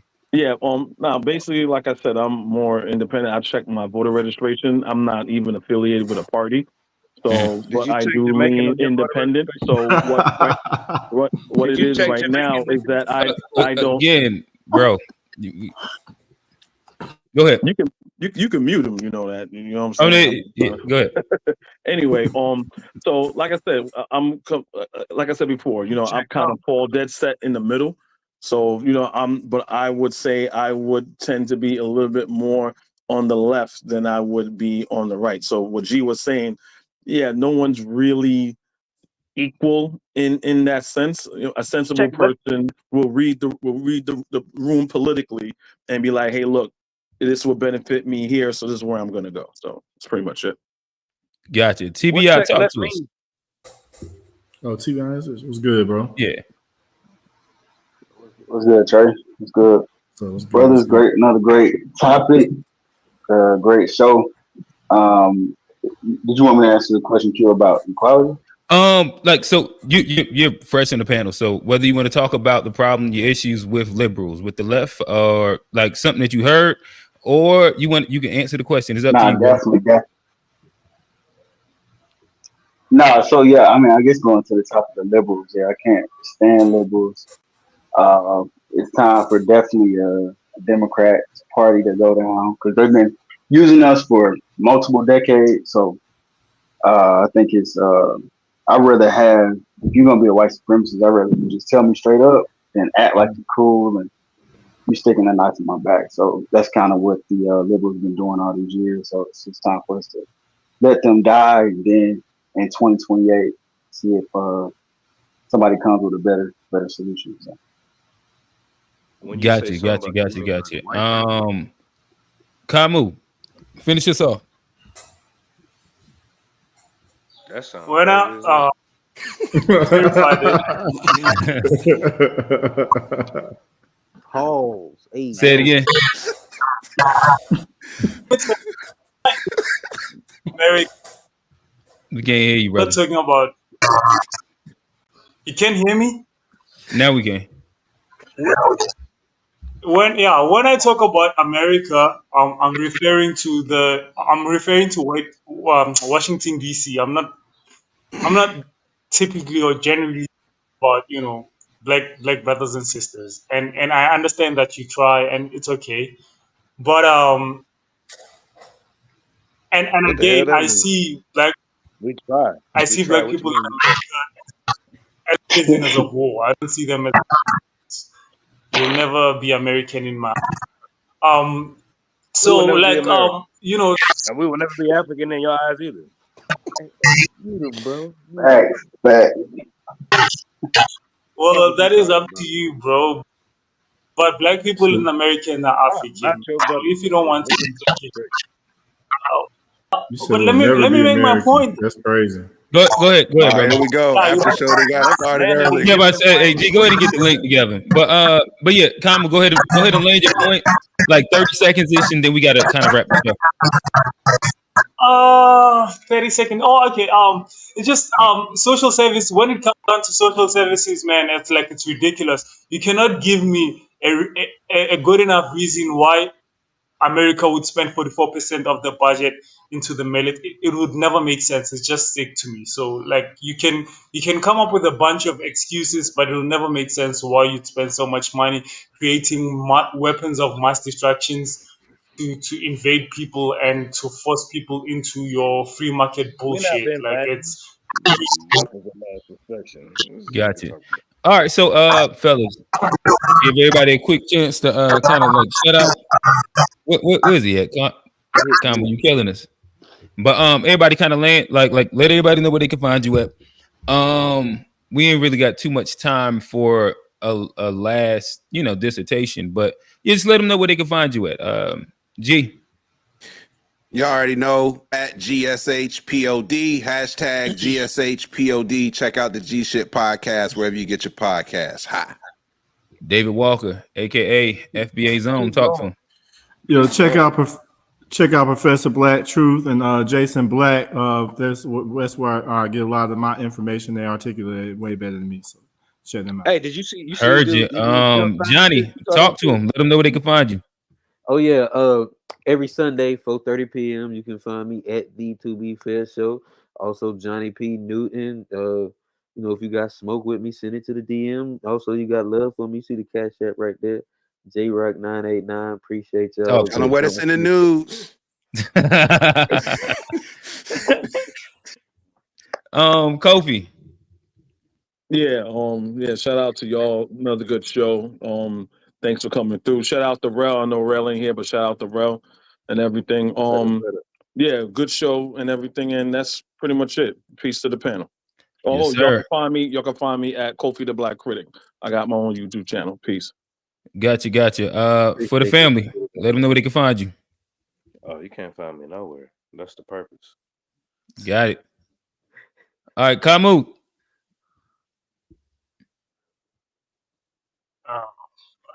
it's Kamumuloi on Twitter, on Facebook, and We Instagram. don't want to hear that bullshit. Shut up. Gotcha. TBI, Landis, FBA Zone. Let them know where they can find you. Nah, In definitely. America first, FBA first. That's it, man. Another great show, man. Enjoy it. Yes, sir. Again, this has been I be seeing Unpacked, you presented sneaking by the over there. To Be Fair No, Show you be over there and the cup of G-ish shit, nigga. podcast. Shut the fuck. With I done that, seen said, again, we appreciate the panel. We appreciate the conversation. This has been great, and we out. Peace.